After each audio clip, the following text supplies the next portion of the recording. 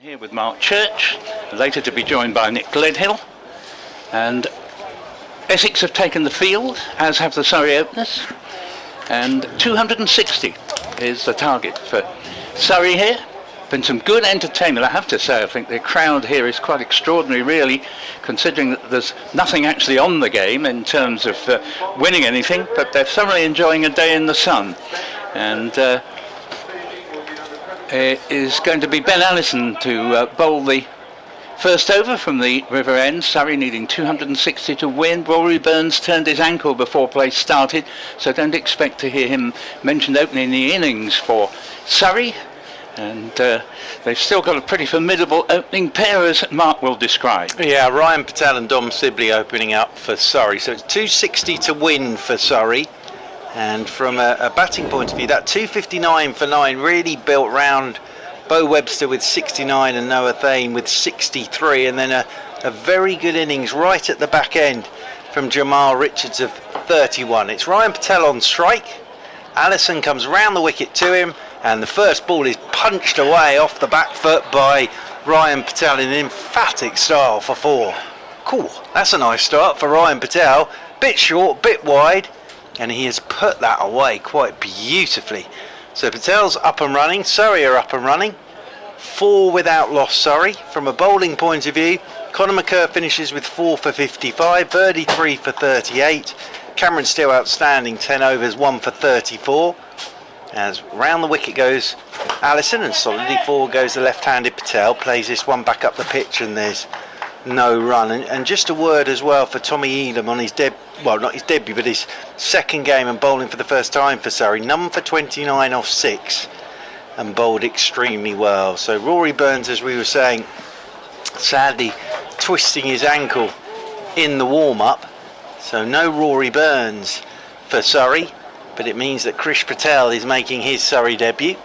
As Allison's round the wicket to Ryan Patel, who punches this one up towards mid-on. And there is no run as Nijar does the fielding. He'll have some bowling to do today, Paul, because as we saw, the Surrey spinners quite enjoyed this surface. Yeah, very much so, and it's generally been true in the competition this year. We've had lots of spin with all recent Essex games, 3 spinners in action. Be interesting to see if Luke Benken's team bowls today. I know he has had an injury that has prevented him bowling thus far. Round the wicket goes Allison, and Patel is forward. Plays this one straight back up the pitch. Allison does the fielding off his own bowling. Both these sides searching for a second win in the competition, of course. Surrey starting this final game of the group stage in bottom spot on 3 points, and Essex 1 place above them also on 3 points. So just looking to finish this competition on a positive note, both sides. Bo Webster is stood in there at first slip as round the wicket goes Allison, and this is punched again beautifully by Ryan Patel. A little short, little wide, and it's just a gorgeous checked shot off the back foot by Ryan Patel, who's timed that to perfection. He moves on to 8. Surrey move on to 8 without loss. Yes, as you say, perfect timing, no real backlift needed there, no follow through. Must say, I know it's the in thing now for the quicker bowlers to come round the wicket to left-handers, but if you're going to have a slip, I'd rather see Allison slant the ball across the left-hander by going over the wicket. He's in now, and Patel's turning this one off his hip. That'll beat short fine. It's a quick outfield. This could run away for 4. It will run away for 4, and it's a nice start for Surrey. 12 off the first over, all 12 to Ryan Patel, chasing 260 to win. 1 over gone, and Surrey find themselves 12 without loss. Yeah, great start, as you say.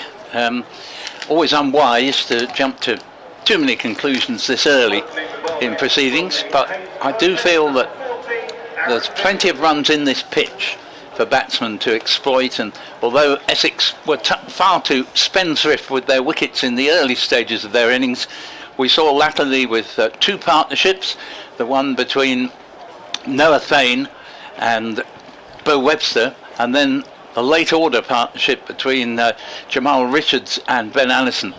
There really are runs to be made, and if you look after your wickets at the same time, which Surrey have the chance to do here now, then I think at this stage, my money would probably tend to be on Surrey, but there's a long way to go.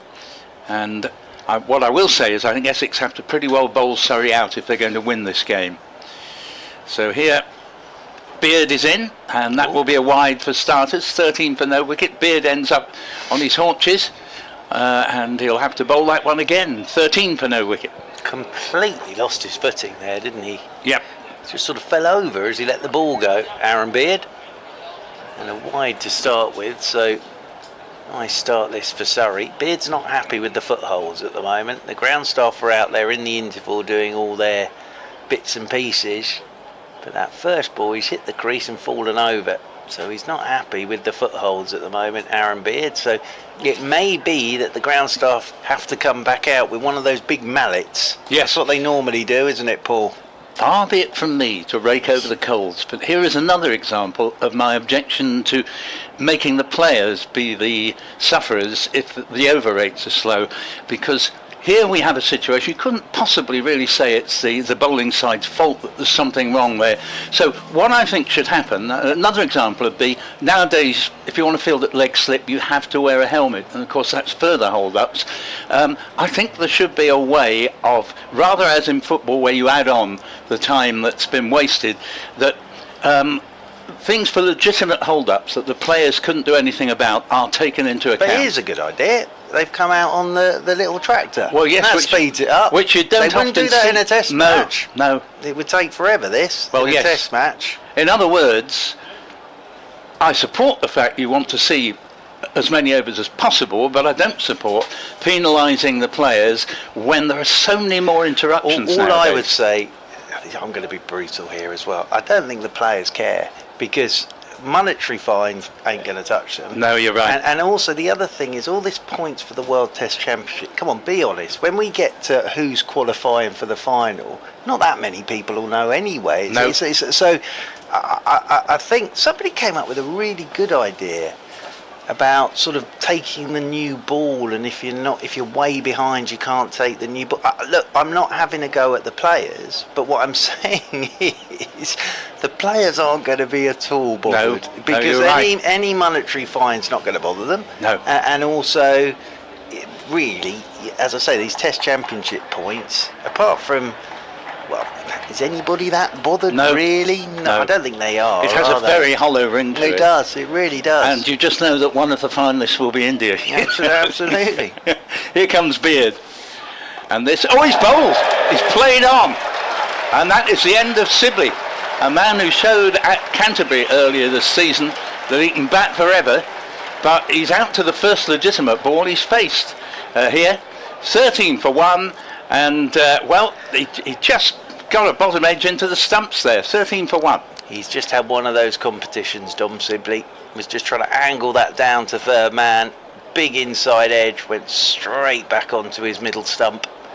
And this will be a one-day comp that Dom Sibley will just be quite happy to forget about and get back on with the championship. Probably got a bit bigger on him than he thought, but all he was trying to do was just nudge that down to third man for a single. Now this is Josh Blake getting an opportunity at number 3, so he's played pretty well so far in the games he's played, got starts in all of them.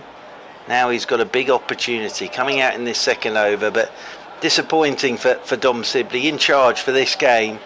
And as I say, all he's trying to do there is just run it down to third man, get himself off the mark. Got a bit bigger than he thought, big inside edge straight back onto his middle stump, and in fact, the ball ricocheted straight up and he almost caught it on his way turning round to head back to the dressing rooms. But an opportunity here for Josh Blake, batting at number 3. Left-hander. Yep. Terrific wicket-keeper. I think everybody very impressed with him during the Essex innings of 259 all out. And Beard coming round the wicket to the left-hander. And he's off the mark straight away, just dabbing it down to backward point. Slight misfield from Bo Webster, but it doesn't make any difference. Charlie Allison is quick to come to mop up, and the score to 14 for 1. Sibley out, bowled, playing on to Aaron Beard for naught. Ryan Patel, who now faces Beard for the first time. Very impressive in the first over from Ben Allison, with that 3 4s in the over, 2 lovely punches through the offside, and a little clip off the pads. the 3 boundaries. Beard's in, slip in, bowls, and that one takes Patel on the pad. Might have been an inside edge into pad there. Our view is masked here. We're virtually directly behind the batsman, but no real appeal, and 14 for 1 in the second over. Yeah, and Beard, after that first ball where he couldn't stand up, been a good over so far, and Essex will be pleased to get rid of Dom Sibley early in the piece. Yeah, I think player, of course. I think they'd accept the 3 boundaries in return for that wicket at this stage. They know they have to bowl Surrey out, I would think, as this is a lovely shot again from Patel. So strong through the cover area and so easy on the eye, because he's not throwing the bat at the ball at all. Perfectly safe, right along the ground. Very little effort needed to guide the ball to the cover boundary. His 4th boundary, and we're only halfway through the second over. 18 for 1. He played nicely at Guildford in the last game. Ryan Patel is a lovely player to watch. Yes, he really is very elegant. Yes, I mean he's had his moments where he was really looking to come to the fore for Surrey, and he's sort of been a little bit in and out, hasn't he, over the seasons, but he's a lovely player as he stands back raised ready. Beard bowls to him, and this time there's enough bounce in that for the batsman to perhaps alter his original intention and just settle for playing it safely into the covers. And Feroz Kushi, and there is no run. 18 for 1, target 260, coming toward the later stages of the second over. Well, he's one of the senior players now in this Surrey one-day side, Ryan Patel. Certainly made a good start here without taking any risk whatsoever. 4 lovely boundaries. Beard bowls to him, and he's clubbed this one, not with the elegance of his previous 3 cover boundaries, but nevertheless really got hold of that and played it away there. A much more forceful shot, and that's his 5th boundary already at the end of 2 overs. And Surrey 22 for 1, and Essex will just be relieved that they have dismissed the other Surrey opener, Dom Sibley, for naught. Yeah, and it's a really good start from Ryan Patel, and now we're going to get spin into the attack. So I think Essex, even though they've got that wicket of Sibley, we saw what happened with Surrey. Now Webster can bowl medium pace and spin. No great surprise they're turning to spin. He's got 2 left-handers to bowl at. So we've had 2 overs. Surrey 22 for 1. And it's going to be the left-handed Blake on strike. Yeah, I mean with 2 left-handers in, it makes a lot of sense to get Bo Webster to bowl his off breaks, which of course to the left-hander, that's why there's a slip in. Absolutely. Turning away from the blade. Absolutely, and he's a tall man as well. Now he will get bounce here, Bo Webster. We saw it with Cameron Steele and all the spinners, there was bounce. Buttleman's just setting the field behind the stumps. So Bo Webster with his off breaks comes round the wicket, the first one outside the off stump, way outside the off stump, and spins, so that'll be wide signalled. Well, it's interesting this. That's how Beard began. Then he collapsed in the middle, and then when he next bowled, he got a wicket. Webster's in. Oh my lord, that's a bit of a loopy full toss, which Blake had to reach across and drive out towards extra cover. Doesn't get a run. But as I say, I've seen Bo Webster do this in Big Bash cricket. Wearing his sunglasses, round the wicket he goes, that's better. Oh, hello, that has turned and bounced. Exactly what we were talking about. And he's such a tall man that has turned and bounced away from Blake, and that hit Buttleman on the chest. This will be very interesting. We saw Surrey get the ball to spin. As Webster round the wicket he goes, Blake's forward, driving down the ground. He'll get a single towards long off. So Blake moves on to 2. Surrey move on to 24 for 1, but that's encouraging for Bo Webster, that delivery to Blake. Very much so. I think Buttleman will just be thinking to himself, this could be an interesting couple of hours. And Ryan Patel comes on to strike on 20 as Webster's into him. Patel is forward, plays this one back up the pitch, and there's no run. Yeah, so we've got slip, backward point, Bennett point. Webster's in, Patel is forward. Long off. Ben Allison. Apologies. We've now moved the ISDN kit under the table. The headphones have been swapped over, and I was about to sneeze then. It's all go. Webster's coming into Blake, and Blake is forward, driving down the ground towards a wideish long off. Blake will pick up a single, and that'll be one more to the total. So it's a tidy first over from Bo Webster, and one ball that he really did get to turn and bounce at Blake. But it makes perfect sense on a pitch that's turning with two lefties out there and a tall off spinner. Get him into the attack early. Yeah, not least because I think now the days are gone where the perception was that a spinner wouldn't want to bowl until well into an innings, particularly white ball cricket. The sooner you can get on, the better, actually, because the white ball is noted for losing some of its bounceability in fairly quick time, so you want to take advantage of it while it's there. Well, also as a spinner, you want a seam. Now, obviously, it's a new ball from either end, so it'll be 25 overs from each end, but you want a seam to grip. Absolutely.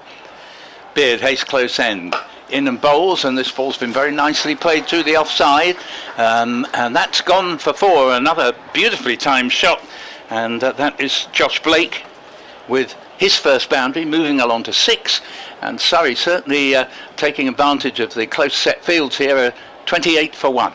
Yep, nice shot from Blake. He never tries to hit the ball too hard, Josh Blake. He's just leant on that, and that has whistled away through the covers. We've already seen 6 lovely shots in this, 5 from Patel and 1 now from Blake. So we're being treated. Beard in again, bowls to Blake. Down leg side, wide, 31 for 1. And 5 of the 6 boundary shots we've seen have been all about timing. Only one of them was hit with any force whatsoever, and funnily enough, it wasn't as well timed as the other 5. And there's a bit of a moral there, you know, you can try too hard when you're playing your shots, and if you're really in form, just let the ball come onto the bat. It'll do a lot of the work for you. As Beard's in around the wicket. Bowls. Oh, we nearly saw another batsman playing on there. This time Blake got the ball into the ground. Dom Sibley played one off the inside edge into the ground and into the stumps, and that one didn't miss the stumps by much. It's no run. Yeah, and Beard's interesting, isn't he? Because he's a skiddy bowler, Beard. Yes. And he's just getting this ball to bounce a bit more than the batters are expecting. Yeah, skiddy's the word, you're quite right. And he is rather expensive, but that is something that comes to his aid as he comes in again. Bowls, and there's an appeal. It's not going to be given because I think it hit the thigh pad on the way through. And score remaining 31 for 1 in the 4th over. Target 260. Sibley the man to go, playing on to Beard for 0. But we've seen Patel hit 5 wonderful boundaries for 21 and 1 boundary to Josh Blake, and he has 7. Yeah, and it reminds me a little bit of Napier. Beard, he's probably a bit quicker at this stage, but it just sort of gets that ball to fly at you. He bowls here, play back to the bowler, and you're quite right because they both have chunky builds. And another player in the Essex side who also reminds me of Graham Napier is Noah Thane, who again stocky build, and obviously when Graham Napier first played, you have to remember him when he was at a comparable age, not how he was when they finished. He would have been thinner than when he finished, but all these 3 players have got very strong shoulders and a lot of strength behind them. They can all hit the ball a long way with the bat as Beard's in bowls, and that is a crowd catch to backward point, played into the ground. It leapt up. Charlie Allison did extremely well to leap up and prevent that getting past him, and the net result is the status quo. Surrey leading 260, 4th over, 31 for 1. Yeah, and look, I saw a lot of Graham Napier's career, and he was a wonderful cricketer. He was. He loved it against Surrey as well. He did. He did. He used to do some amazing things. Yeah, here comes Beard again. Bowls, and that's another fine bit of fielding by Charlie Allison. They were going to take a run, or at least the batsman thought so, but the non-striker quickly could see that there wasn't a run there. So the over ends at 31 for 1, and a good end to that over from Beard with 21 to Patel and 7 to the very promising Josh Blake. Yeah, and Bo Webster will bowl off 4th over. Just a reminder, Surrey's target 260. I heard you and Nick talking about the innings at Whitgift School from Graham Napier, and we mentioned his 4 in 4 here in the last time these two sides met in a one-day game. He was a mighty fine cricketer, Graham Napier. He was part of the Essex side that got promoted in 2016, but sadly just missed out on the championship winning year. Bo Webster then from the river end is into the left-handed Ryan Patel, who turns this first off break down towards short fine leg. And in that, Mark, he wasn't the only one who retired at that point. David Masters did as well, and nobody thought Essex would have a chance after losing those two. Webster's in to Patel, that turns. Ryan Patel lets it go. Turning away from Patel, of course, with the off breaks, with the two left-handers in, so that's what Paul was saying, makes sense. Slips in there as well. He's trying to find that outside edge. Here's Bo Webster. Round the wicket he comes to Patel, and Patel plays this late, down towards backward point, and there is no run. But he's a very versatile cricketer, Bo Webster. We saw him making runs with the bat. He can also bowl a bit of medium pace. So he's a very versatile cricketer, Bo Webster. Round the wicket he comes again, and that's Patel getting forward. That's a nice line and length from Webster. Just squirted away into the leg side, and there is no run. Crowd beginning to get into this from the top of the pier stand as this is driven, a full toss by Patel. He'll feel he's missed out there because he's absolutely hammered that straight up to Kushi in there at extra cover. Round the wicket again goes Bo Webster. That's too short. This will be pulled for 4 by Ryan Patel. Just dropped in by Bo Webster, and Ryan Patel's just jumped all over that and pulled it away over the leg side, over the short mid wicket, and off to the boundary rope for 4. So Bo Webster getting that one slightly wrong, halfway down, and very nicely put away by Ryan Patel. He's got a really good start here as Ryan Patel. He's on to 25 now, and Surrey have moved on to 35 for 1 after 5, so they're ticking along at 7 and over. And Ryan Patel has 25 of that 35. All but one of them in boundaries, 6 fours already. Terrific shots, all along the ground, nothing sort of hit in the air. And now it will be Beard coming in, bowls to Josh Blake, who drops a dead bat on this one. It just goes a few yards out towards cover. Kushi retrieves and scored 35 for 1. The man out, Dom Sibley, in just the second over, the first legitimate delivery of the second over, taking an under edge and into the stumps, and Sibley gone without scoring. But this second wicket pair have got Surrey with momentum behind them. Beard coming around the wicket, Hayes close end, bowls, and this ball's pulled away. Now that was in the air for some of the way, but it's another handsome boundary, and the score to 39 for 1 with 11 to Blake. Yeah, good shot from Josh Blake. Beard testing him out with the short ball, hooked it away very sweetly, and that whistled off to the boundary rope for 4 runs. Yes, the outfield's pretty much up and down the country, despite recent rains, incredibly quick. As Beard's in again, and bowls to Blake. Oh, and Blake has skied this one down to third man, but it bounces well before reaching the fieldsman. That one came off an outside edge.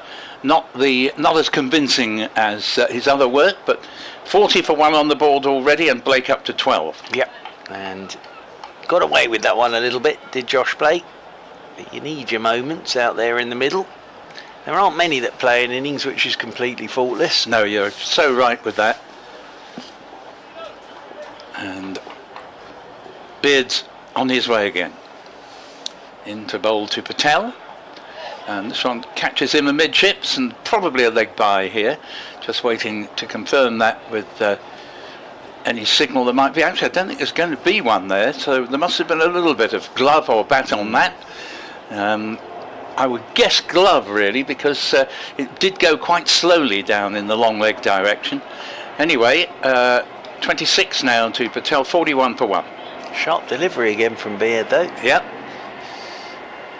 Here he is again. Bowls to Blake. Nice shot, but cut off at short mid-wicket. And no run, that's Luke Benkenstein there. And score remaining at 41 for 1. We're in the 6th over. And Surrey need 260 to win the battle of the potential wooden spoonists. Yes, but it's been a good game this. It has, I've enjoyed it. Yep. And of course we've got the weather for it. Sunshine, but a lovely cooling breeze and a fantastic crowd in. Beard's in. Bowls played back to the bowler. The ground capacity here is 6,000, and I reckon there's a good 4.5 in here today, if not possibly more, because that area away to our left is the non-members area. They've all paid to get in today, and I think actually in one-day games, I think even if you are a member, you have to pay, and it's a terrific crowd. Yeah, it's great, really good. I went for a little wander during half-time, and a lot of people in the pavilion as well. Saw some Surrey members in there. I think everybody's enjoying this at the moment. It's going to be Bo Webster to bowl the 7th over of this Surrey chase. So 41 for 1 Surrey. And Ryan Patel is the man on strike as Webster comes round the wicket to him, and Patel's flicking at this. Hit something. Just potters off down towards short fine. Watching umpire long leg by. The single. So that's one more to the total for Surrey. 42 for 1. Back onto strike comes Blake on 12 as Webster's round the wicket to Blake, and Blake just drives down the ground. Full toss that from Webster, and Allison comes up to do the single. One more to Josh Blake. He moves on to 13. Surrey moving on to 43 for 1. Webster round the wicket to Patel. Patel is cutting uppishly. Oh, and the fielding's very good at backward point, because that bounced and then spun awkwardly. And that could have easily got away. So Luke Griffiths with a couple of terrific stops. Yes, that's Luke Benkenstein there. And very, it looked to have gone past him. Good work from the Lukes today then. Yep. As forward goes Blake, and plays this one out into the offside. Just looking for Matthew, Mark and John, and we're there, aren't we, today? 44 for 1, Surrey. As round the wicket goes Webster, and Blake cuts him firmly, straight out to cover point. And again, there's no run. Webster here, he's not quite finding the right length ball after ball. That's such a good point. He's just done it once. It's the only time he really landed it in the right place. He's in, that's better. And forward goes Blake and pushes this one down the ground towards Allison. End of the over, so 7 gone, 45 for 1. I am departing, and you are going to be joined, Paul Newton, by Nick Gledhill. Thank you very much, Mark Church. Always a great pleasure to have you here at Chelmsford. Hasn't happened often enough, actually, recently.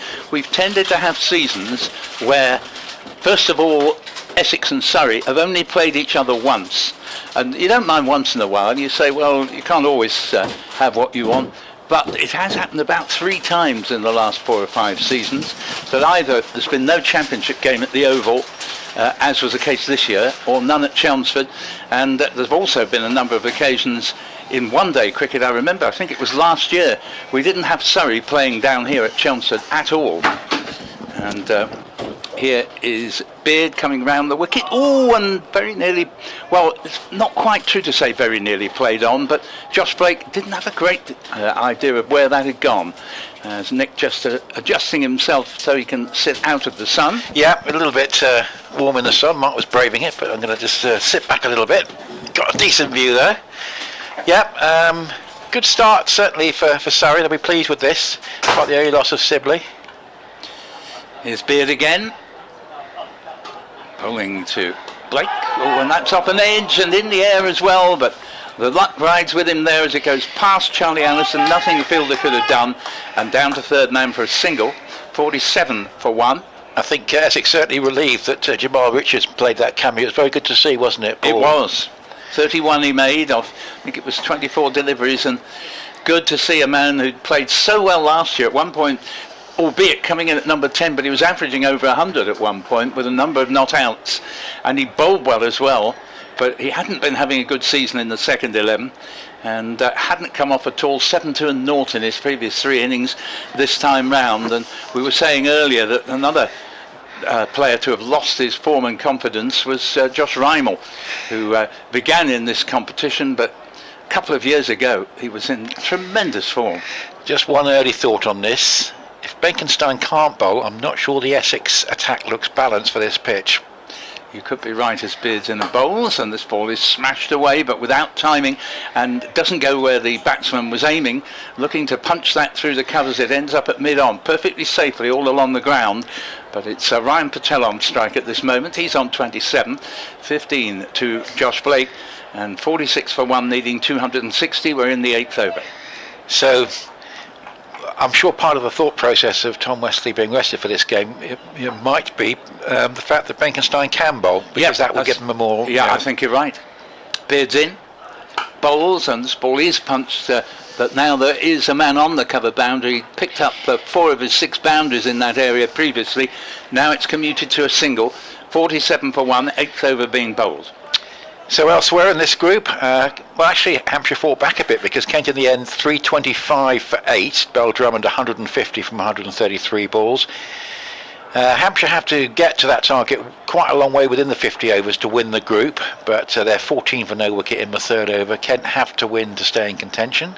Beard bowls, and Blake plays it straight to Cushy in the covers, and therefore there will be no run. And looking good for Lancashire though.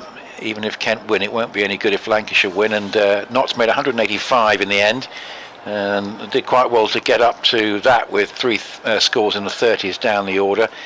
No one got more than 39, and 185 for Notts, and Lancashire 13 for no wicket in the 6th over, taking their time. Yeah, Lancashire have a great chance of winning the tournament this year. Beaten finalists last. This ball is not sure what it's come off, but it's gone down for 4 leg byes, being signalled by umpire Nigel Long.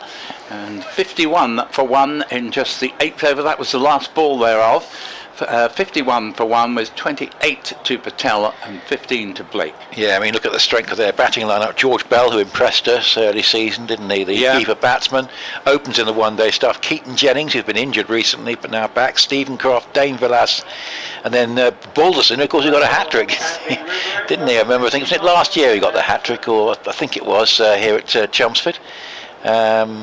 Yes, it was on a difficult pitch. Yeah. So yeah, and they've got Will Williams and Tom Bailey in the bowling. Of course, Balderson can bat. You know, the Championship 100 to his name this season. They've got a fearfully strong side, almost to the point where you can almost say to them, if you lot can't win this tournament this year, go on better than last. You're just not playing proper cricket. I think they will win it. So here's Allison going round the wicket to bowl. That's a nice drive, head over the ball, played up towards mid-off, but he's started pretty well here as the left-hander Josh Blake. I think it's very pleasing. We know Essex have got a pretty weak side this year. I think it's thoroughly pleasing that we've got not that far off a full house here to see this last game. Yeah, and it is a very good crowd, isn't it? There's no doubt about that. As Patel is on strike. In fact, he drives that up towards mid-off, but Blake has started well, and that's driven up towards mid-off and goes straight to Brown. Yeah, I think Blake has had a very good day behind the stumps, has very much looked the part with the bat as well. Yes, and Patel, of course, with that very fast start, which has helped Surrey. And I think he played that last delivery well, because slightly slower ball from Allison, and it took its while to get there, which is probably why quite a lot of the drives today have gone in the air, but he kept that down well, even though he didn't score from it. So Allison, an expensive first over, replaced for a while by Webster, but now back on, coming in from the River End bowls, and that's cut away in the air but safe and goes down to the backward point boundary for 4. Once at a cleared backward point, it was always going to be 4 to Patel's looking very dangerous here. High percentage of boundaries in his innings, and I think I agree with you that Essex have got to bowl Surrey out here, and it does look a 3-spinner pitch. So the ability of Benkenstein to bowl, I think, is going to be quite significant. Yeah, absolutely. We'll see a full haul from Nijar. He's going along very well. As this is just driven as a nice drive back past the bowler, but there's a thought of a single as it goes up towards Nijar at mid-on. It gets around very quickly and prevents the run actually. So 32 still to Patel and 55 for 1 in the 9th. I feel a bit sorry for Ben Allison this season because he finished last season in terrific form, not least with the bat actually, made some very useful contributions down the order. But the signing of Doug Bracewell meant that, he didn't retain his place in the side. No, 55 for 1, which is driven back down the pitch, and there's no run. The other thing I think we can say, Nick, that, Essex won their first game at Lord's before Bracewell arrived, not having a go at the player in the least, but it unbalanced the Essex side, who then went from their usual 6 batsmen, wicket-keeper and 4 bowlers. They went to 5 batsmen, wicket-keeper, 5 bowlers, and it just didn't work. They didn't win any of the 5 games under that tactic. No, it was interesting that as Allison bowls, and that's hit uppishly, and Brown just short of Brown at mid-off, but it certainly was turned around by that one. Was Patel again? Good change of pace from Allison, who was through with the shot too soon, and it scooped up into the air, but fell tantalisingly short of the Essex skipper, and very much the senior man in the side, Nick Brown there. 55 for 1 and 32 on the board to Patel and 15 to Blake. Yes, I mean, I think it was a case of correcting a situation from the previous season where they didn't want to certainly play 3 seamers only away from home too often because of the wear and tear on flat wickets, but playing 4 seamers, none of whom was a sort of like a, someone like a bat in the top 6, which is what they really wanted, and what they originally envisaged from the season with the original choice of overseas player. Obviously stretched them, and you look back at May, and that might be the turning point in the season. So Beard begins a new over, and this one's going down to the boundary for 4 runs. It's not what the batsman intended, but that's hardly to matter, as Blake pulled at a ball, probably looking to play it through mid-wicket, and just evidently took an edge and goes down to fine leg. Nobody there. 59 for 1 and Blake on to 19. They hit upon the eventual solution, which was Paul Walter to bowl some overs. Yes. And it doesn't really matter how many overs, just had to be there to bowl as a 4th seamer, and that did the trick. Here's the next delivery from Beard. Bowles has played back to the bowler, and I do feel that there was every reason to factor in Paul Walter. Now, Essex had never made much use of him with his bowling, but he had a terrific time in the 100 competition last year, and actually ended that competition with an injury that kept him out for September last year.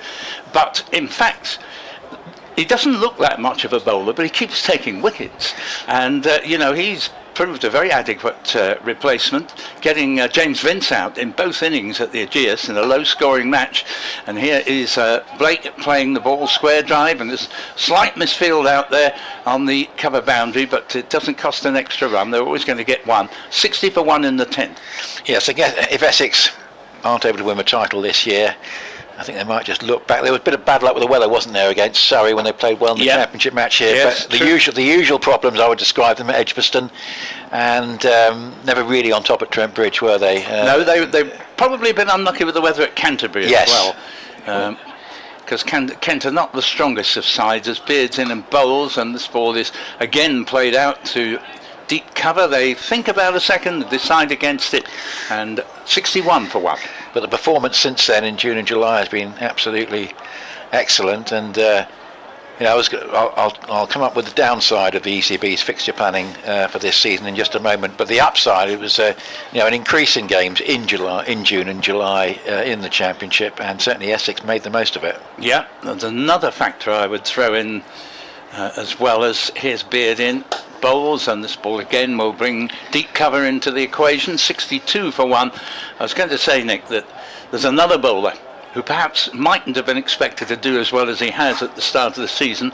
I refer to Matt Critchley. Yes. You could almost call him golden arm. You bring him on, he nearly always gets a wicket straight away. He's my Essex player of the season at the moment by quite a distance. Probably most people would agree with that. Absolutely. He's been outstanding because what he's done is he's got the championship runs that he was getting for Derbyshire, and he's got these crucial wickets, which meant Essex didn't really need to go in with an unbalanced lineup. This next ball has been back cut for 4. Nice shot, bit of a wayward delivery there from Beard, who possibly might now take a bit of a rest. And the score at the end of 10 overs, and that are 66 on the ball. I'm just wondering if they've added that 4 on.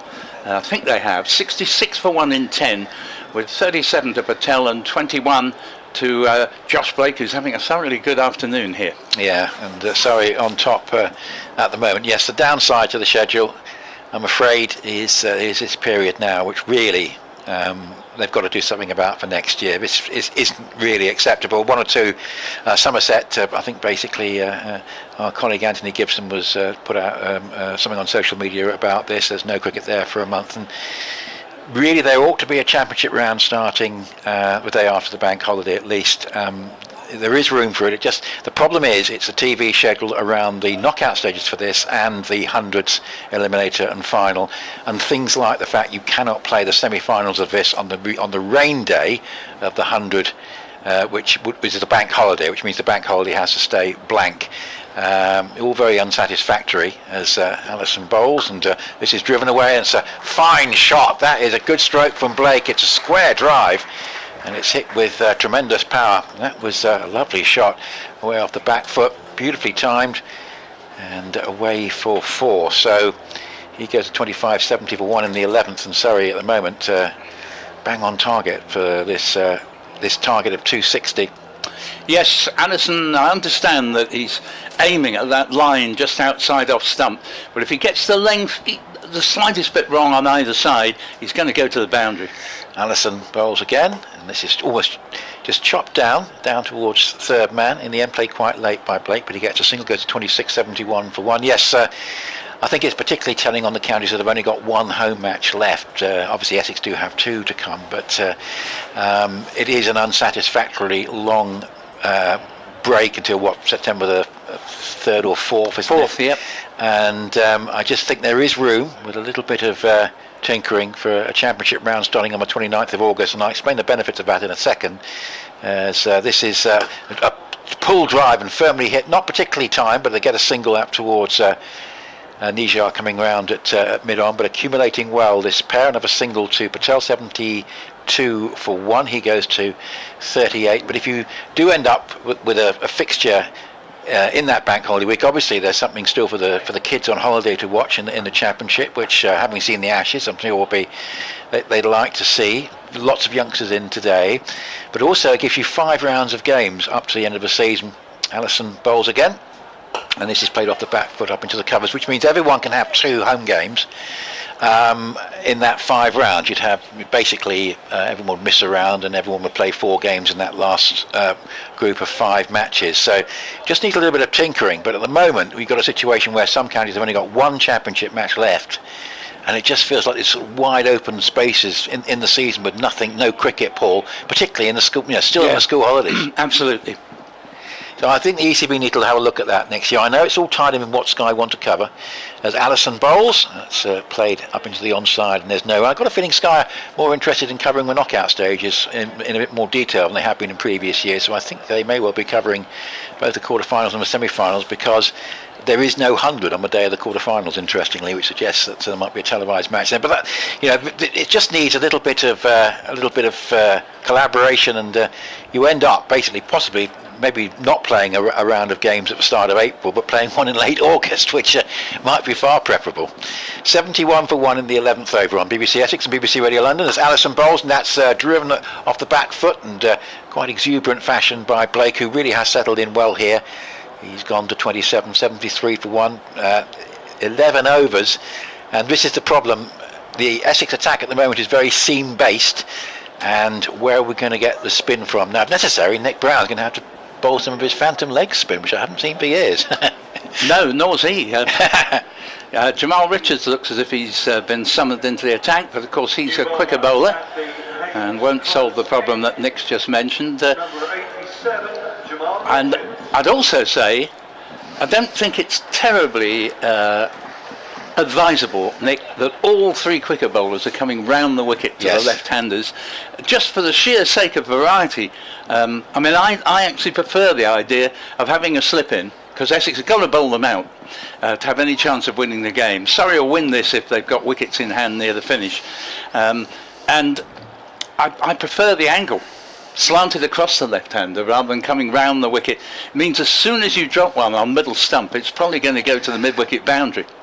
We'll catch up on some of our emails as well. Yeah. With the seam bowling, it makes it a bit easier than it was in the previous innings. Jamal Richards, a good day with the bat, got 31, bowls a decent first delivery, which Blake plays straight to mid-on, there's no run, 73 for 1, and just finishing off your point, Nick, what I'd like to avoid, might not have been true so much last year, but the previous 3 or 4 summers, that last week in September has been vile. It's been very cold, very wet, very windy, and I'd like to see, nothing after the first 3 weeks of September. So then you could play the round at the end of August, I was suggesting. Exactly. You have 4 rounds.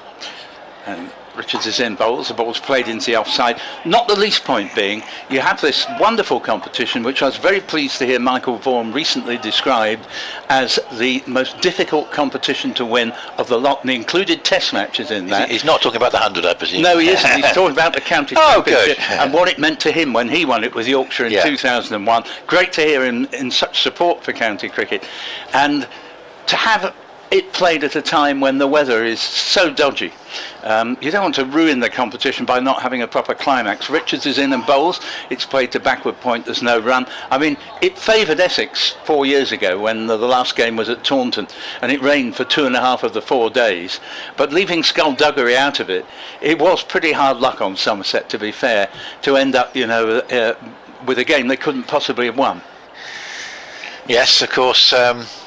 A couple of days earlier we'd had beautiful sunshine at T25 today. Of course the weather then fell apart. That was September 21st. That's okay, but even as I drove, you've got a cut-off date, Paul. Yes, we can't go beyond. As Richards is in bowls and this ball is savagely pulled, it could be a catch and it's brilliantly taken.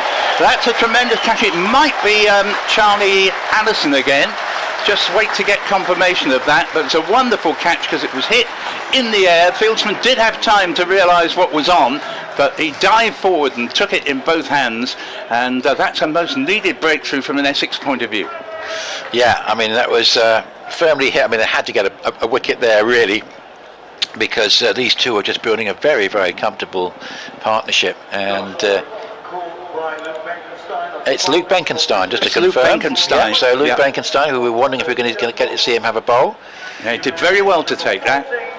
Yeah, very nice catch, because it wasn't straightforward at all, but it was really a wicket that was needed, because Surrey were, it was coasting. If they had been coasting at any point in this competition, they were coasting then. Yes, just going back to that memory of Edgbaston and Finals Day, which we remember so fondly as Essex people in 2019. It was a gorgeous day, very warm, hot, sunshine all the way. But even as I drove away from Edgbaston in the dark, obviously the game didn't finish till nearly 10 o'clock. About 11:30 it started raining, and it rained at Edgbaston for substantial parts of the next 24 days. So, we went from sort of high pressure to low pressure. But it's not just the rain factor, it's the wind factor as well. When Essex won the Bob Willis Trophy the following year, it was ghastly conditions. Freezing. It was. I found the heater, remember, on day 4. I mean, talk about 3 sweater weather. God, it was an extraordinarily cold snap for late September. That was. It really was. It was. Anyway, Jamal Richards picks up a wicket. He's having a good day, with 31 to his name with the bat. He comes in. Hayes close then bowls. Oh, appeal for LBW here. It's going to be turned down, but again, it was a decent delivery, and it's Ben Geddes who's come to the middle to join Ryan Patel, who's on 38 out of 73 for 2, and we're in the 12th. Target is 260. Nice knock from Blake, who's had a very good day. Maybe he'll feel a touch frustrated at holding out there, but 27 from 37 balls with 4 fours. And as I say, Jamal Richards having a good day so far. In again, and bowls, and this ball is respectfully played back to the bowler. And a big round of applause. He's a bit of a crowd favourite, Yes, Richard. yes, noting that. And I thoroughly enjoyed his performances last year, so I'm with the crowd on that one. 73 for 2, 12 overs gone, target 260. In the other group, the main issue is basically who gets the home quarter final, and it's between Gloucestershire and Worcestershire. If Gloucestershire win today, Worcester have played out, so it's down to what Gloucester do.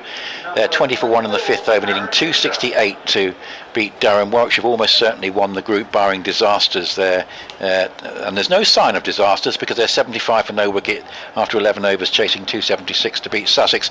One interesting score, a little bit of contrast to their form for much of the campaign. Somerset made 333 for 5, Andy Umid 172 not out, and then they reduced Derbyshire to 15 for 4. Derbyshire are currently 43 for 4, but a bit of cheer for Somerset who've had a rum old time of it. Yeah, and I think that's 2 consecutive centuries for Umid. Yes, so got one the other day. They're getting something out of the competition.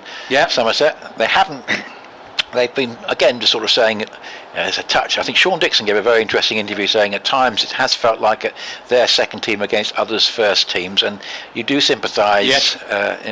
In this situation. But now, Aaron Nijar, who's going to be a key player today, one would have thought in this situation. He's going to come into bowl to key man Patel, who flicks his first ball away out towards deep square leg and collects a single. So we have Ben Geddes at the crease. He's going to take strike, and Essex need to keep taking wickets here because their 259 was a working total, but there's a bit in it for the spinners here, not a lot in it for the pacemen. It's the sort of score that you'd fancy being chased down if a side can keep wickets in hand.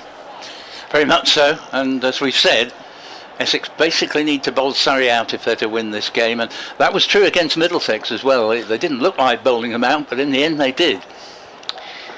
So Aaron Nijar, he's been good to see him in the wickets recently. Has bowled his left arm spin, and that's played defensively back down the pitch, and there's no run. So lots of spin variations today. Left arm, and we've seen some excellent leg break bowling from Cameron Steele. Off spin as well. As he bowls again, and this is played on the bounce up into the covers, and well, misfielded at cover, but it doesn't matter. About 4 people in the crowd think there's a catch there, but there's not. So it doesn't matter the fact that hasn't been entirely fielded cleanly by Kushi. 74 for 2, there's no run, and here is driven by Geddes up towards mid-off. So a good start by Nijar, keeping it nice and quiet in this over. 74 for 2 on the 13th, 260 the target. Plenty of time for Surrey. It's all about wickets in hand, I think, for them. A slip in, and this is hit in the air initially, but safe, and between the two of the offside infielders allows a comfortable single. You feel that Ryan Patel is a key man here. If he goes big here, can't see any way that Surrey won't win the game. But if Essex can get in quickly and get Surrey 3 down, then they'll feel right back in it. Nijar again, left arm around the wicket, bowls and driven off the back foot up towards Nick Brown at mid-off, and he'll be considering his bowling options as he's just running across there. 39 to Patel and 1 to Geddes, 75 for 2. And Carolyn says about Simon Harmer on the 100, although it never actually took place due to COVID, both Simon Harmer and Ryan Tender-Scarter were drafted by the Welsh Fire for the 2020 edition, but they apparently weren't asked back the next year, and Simon Harmer hasn't been asked back since. So thanks very much indeed for that, Carolyn. Thank you, Carolyn. Always good to hear from you. I made the point with his batting, Paul, is almost worth it on its own. Oh, I couldn't agree more.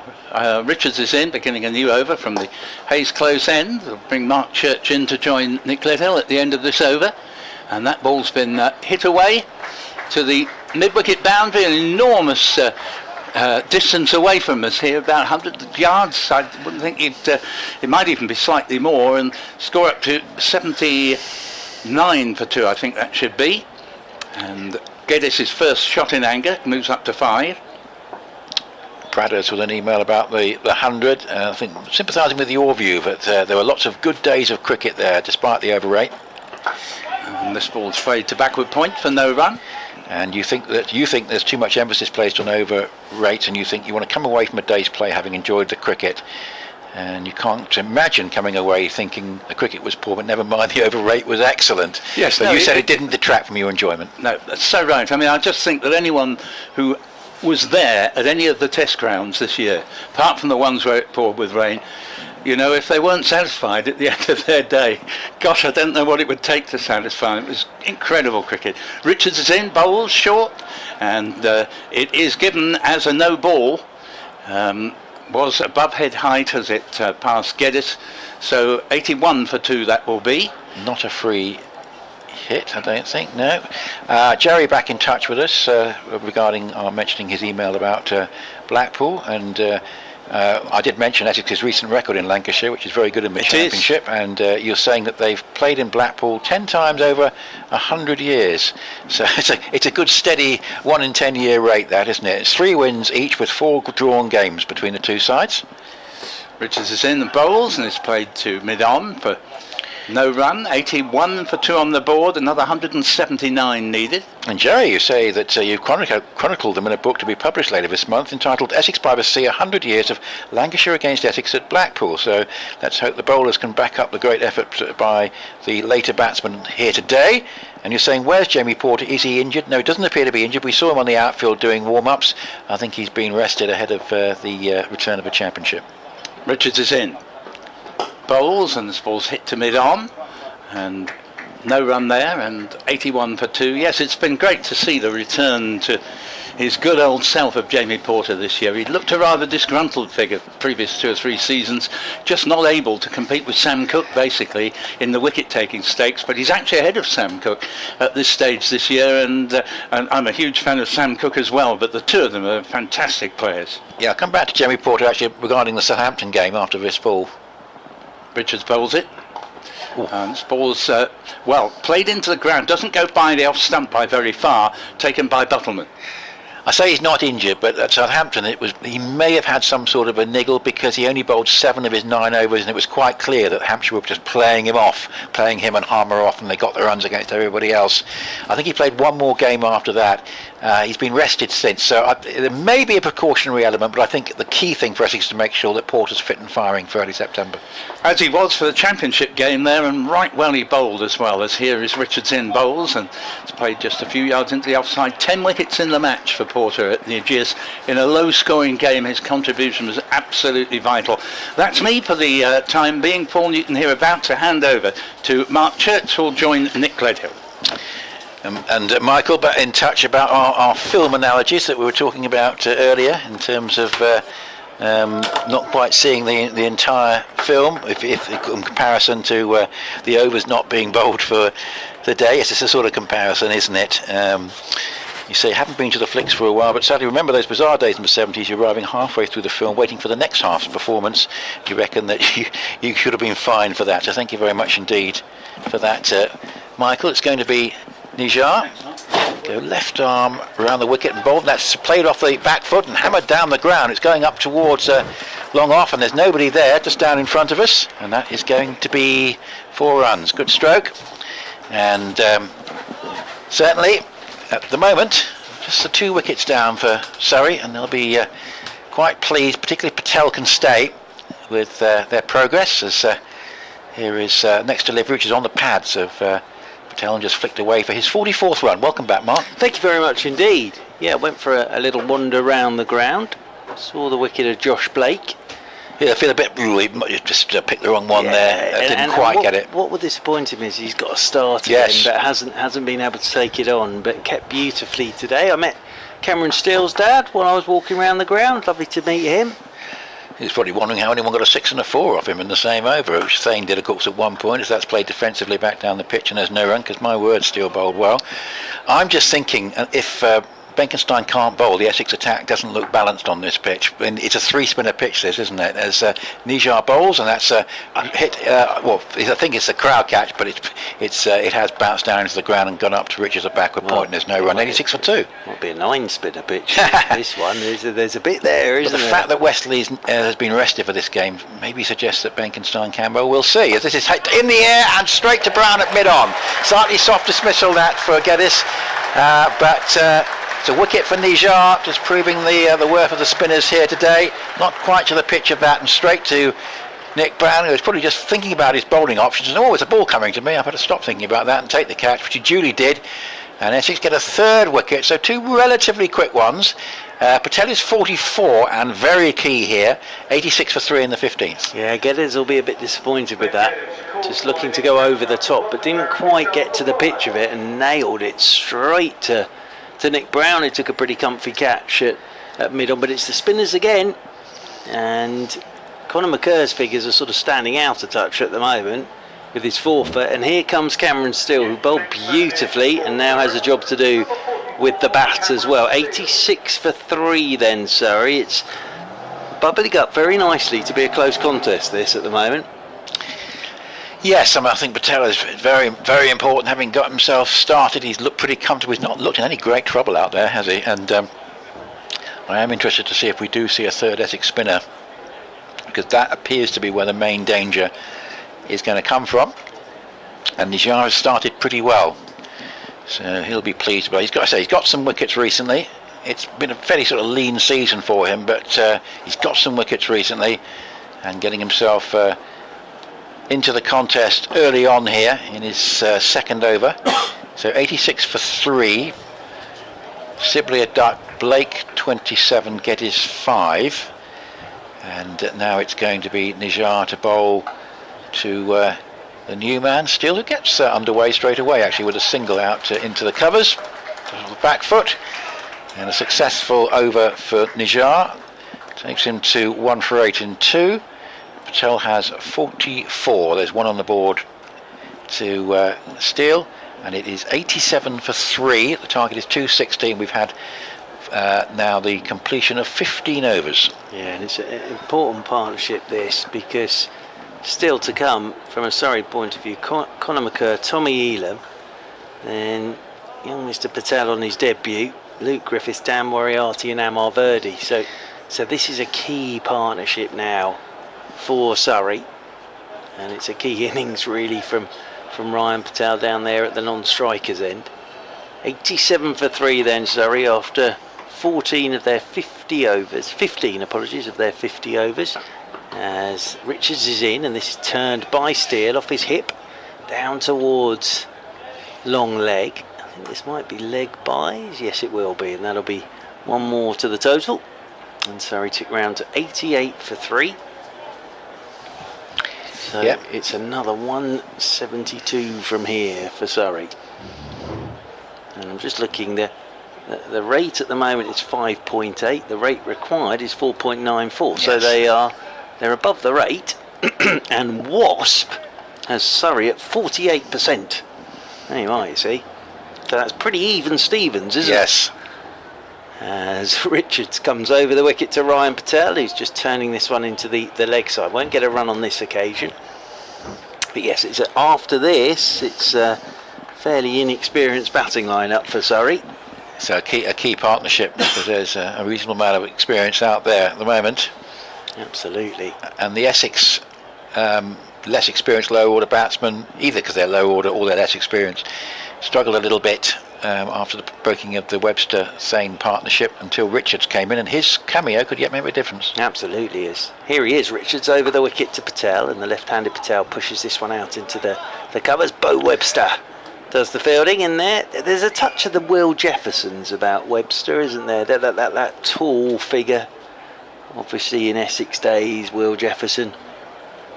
Yeah, that's what saw him make 222 at the Ageas Bowl, about the 4th year that was Hampshire's headquarters ground, as Essex made just over 400 in a day. The rival captains were Shane Warne and Ronnie Irani. As in over the wicket comes Richards, and this one's tucked away by Patel neatly and tidily down towards long leg. He'll get a single that will move Ryan Patel on to 45 in this 16th over. Essex made just over 400 in a day. Hampshire were going along okay, and then Andre Adams, I think, took a hat-trick or 3 and 4 balls, I can't remember which it was.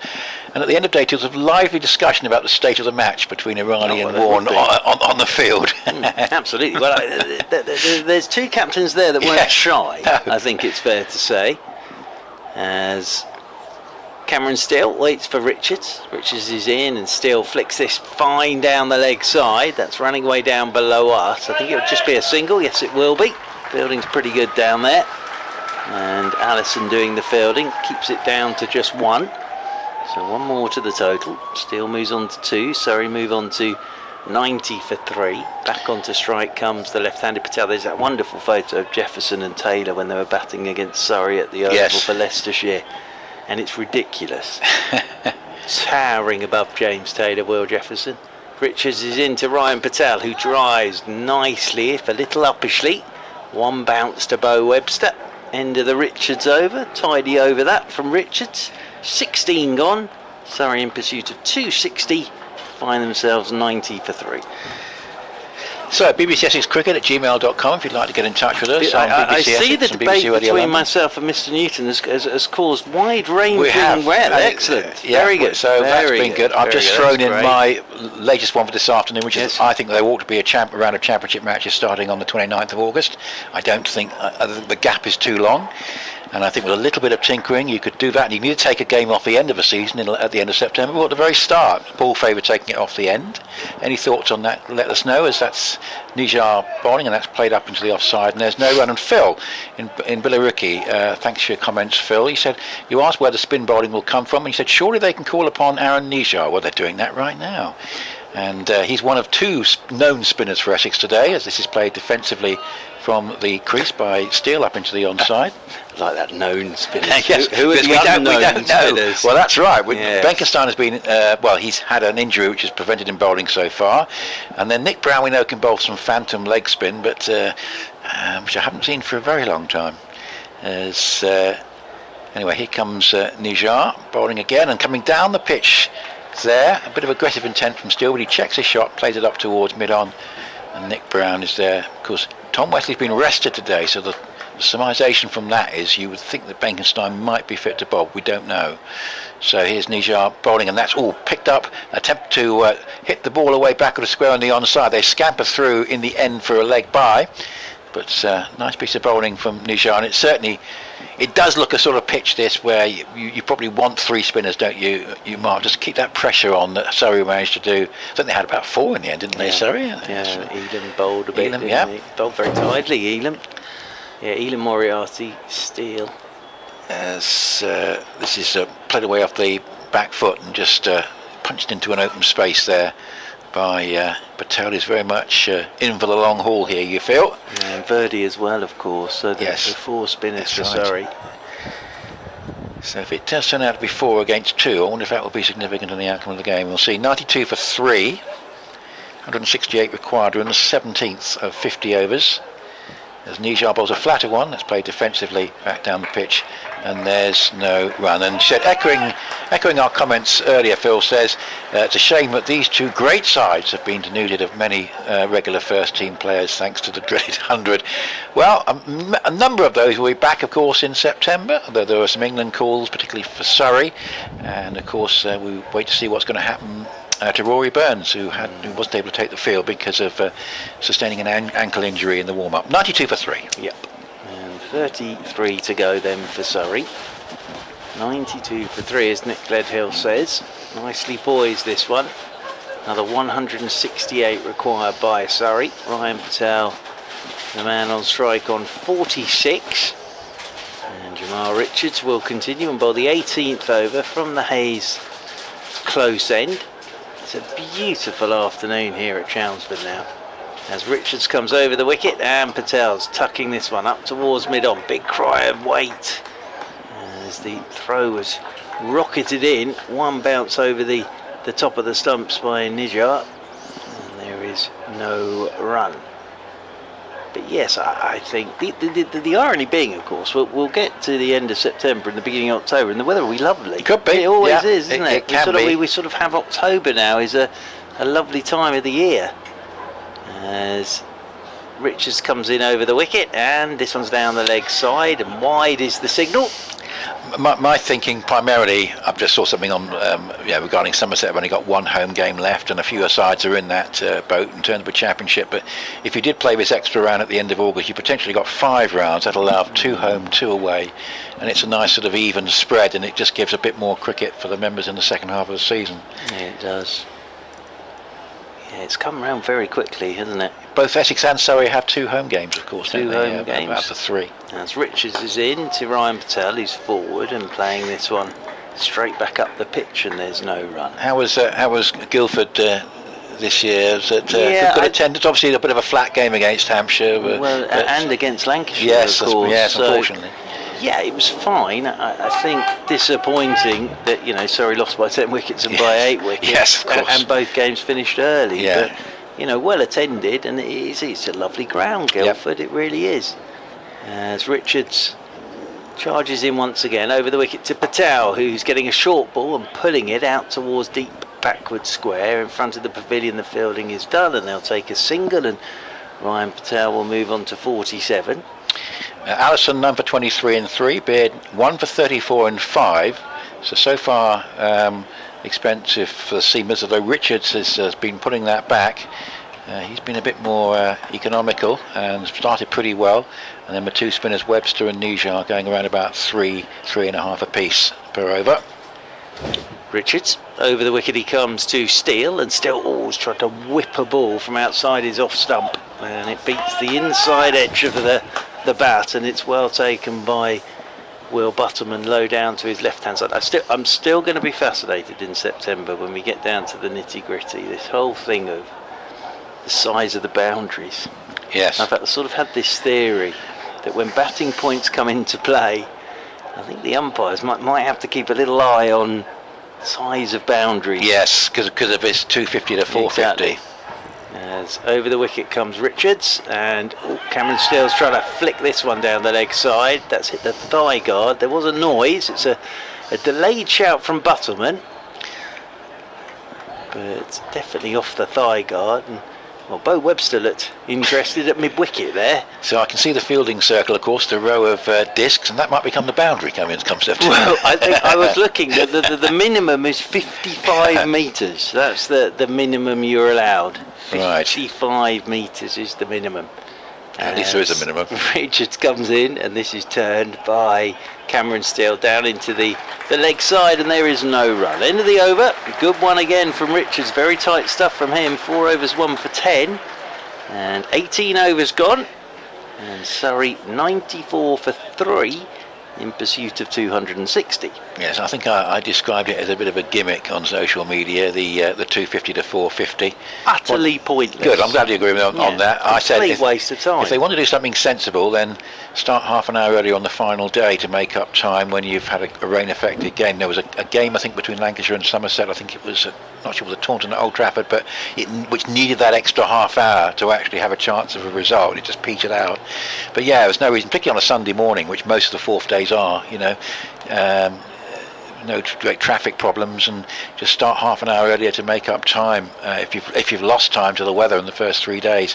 94 for 3, Nijar bowls, and off the back foot that's played away nicely. It beats the dive at cover, and there's one more to the total. So it's been a top effort this from Ryan Patel, but if he needs to carry on, and you feel that could be the difference here for Surrey between winning and losing this match. He's gone to 48 out of 95 for 3 in the 18th. So here's Patel again. Has played Nijar again, and has played defensively up into the onside. The cloud, as we sort of forecast, or the weather forecast said it would happen, has broken up and turned into just little areas of fluffy cotton wool cloud. As that's a big attempt to swing across the line here from Steele, and he misses it. Sets off the pad and goes to slip. So we've got a lot of blue sky, little bits of cotton wool cloud. It's pretty warm. It's not baking hot. It's sort of mid-20s, and there's a little bit of a breeze. So it's a very pleasant day for spectators. 94 for 3. This just played off the back foot and into a wide open space for a single. Well, this is perfect. So all I would say is this is perfect for international cricket. This is perfect for championship cricket. Unfortunately, we haven't got any of that at the moment. No. Then the 19th over. It's 95 for 3, 165 required. This is a drive back down the ground, but nicely fielded by Nijar in his follows through. So Patel stays on 48 with that, and 2 to the new man, Cameron Steele. Bowled very well earlier on. And here's Nijar. Still just the 5 bowlers from Essex. We had plenty more from Surrey as there's attempted sweep here. And the ball just rolls away a few yards. But Surrey will know, I think, that Essex it might not be quite straightforward for them in terms of their bowling resources, and it's just a question of hanging in there for these two of the more experienced players and seeing what is thrown at them eventually. 48 to Patel and 3 to Steele, 96 for 3, 164 more needed it in 31. Yeah, 19 gone then. I think Steele and Patel know how big a partnership this is as well. Yeah. And they'll keep being positive. And it's a difficult one, this, because you want to try and get on top of the bowlers if you can, but they both know how important their wickets are at the moment. Steele's on strike on 3. Jamal Richards was about to come in from the Hayes close end, but Butterman was still putting his gloves on behind the stumps. So Jamal Richards just pulled out of his run up, coming down the slope, because there is a slope there at the Hayes close end of the ground. And Cameron Steele waits with his bat raised as Richards is into him, and this is clipped away into the leg side by Cameron Steele. They'll pick up a single. That'll be one more to the total. What will be fascinating, and I hadn't really thought about this because I haven't really thought about the World Cup yet, but sort of there was Paul and I talking about over 8s and everything. How long are these World Cup games Yes, going I to take think, in India? I think I mentioned that possibly Yes. on the air with Paul or yourself. Yes, Yeah. I can see And that. I've not even thought about it, but I've done a bit of IPL stuff. Now those go on for ages Right. now. So how long are these World Cup games going to take? Because in over the wicket comes Richards, and this is punched off the back foot by Ryan Patel. Out towards the sweeper on the cover boundary rope. Patel will move on to 49 and Surrey move on to 98 for 3, because that World Cup in the West Indies in 2007, it's an age-old gag, but I think the final's next week. Do you remember? Yes. Do you remember how long that took? That's right. Maybe we could see 45 over tournaments in the future to keep it within reasonable bounds. Well, everything is taking longer. Yes. That's the thing. Even 2020 now is taking longer.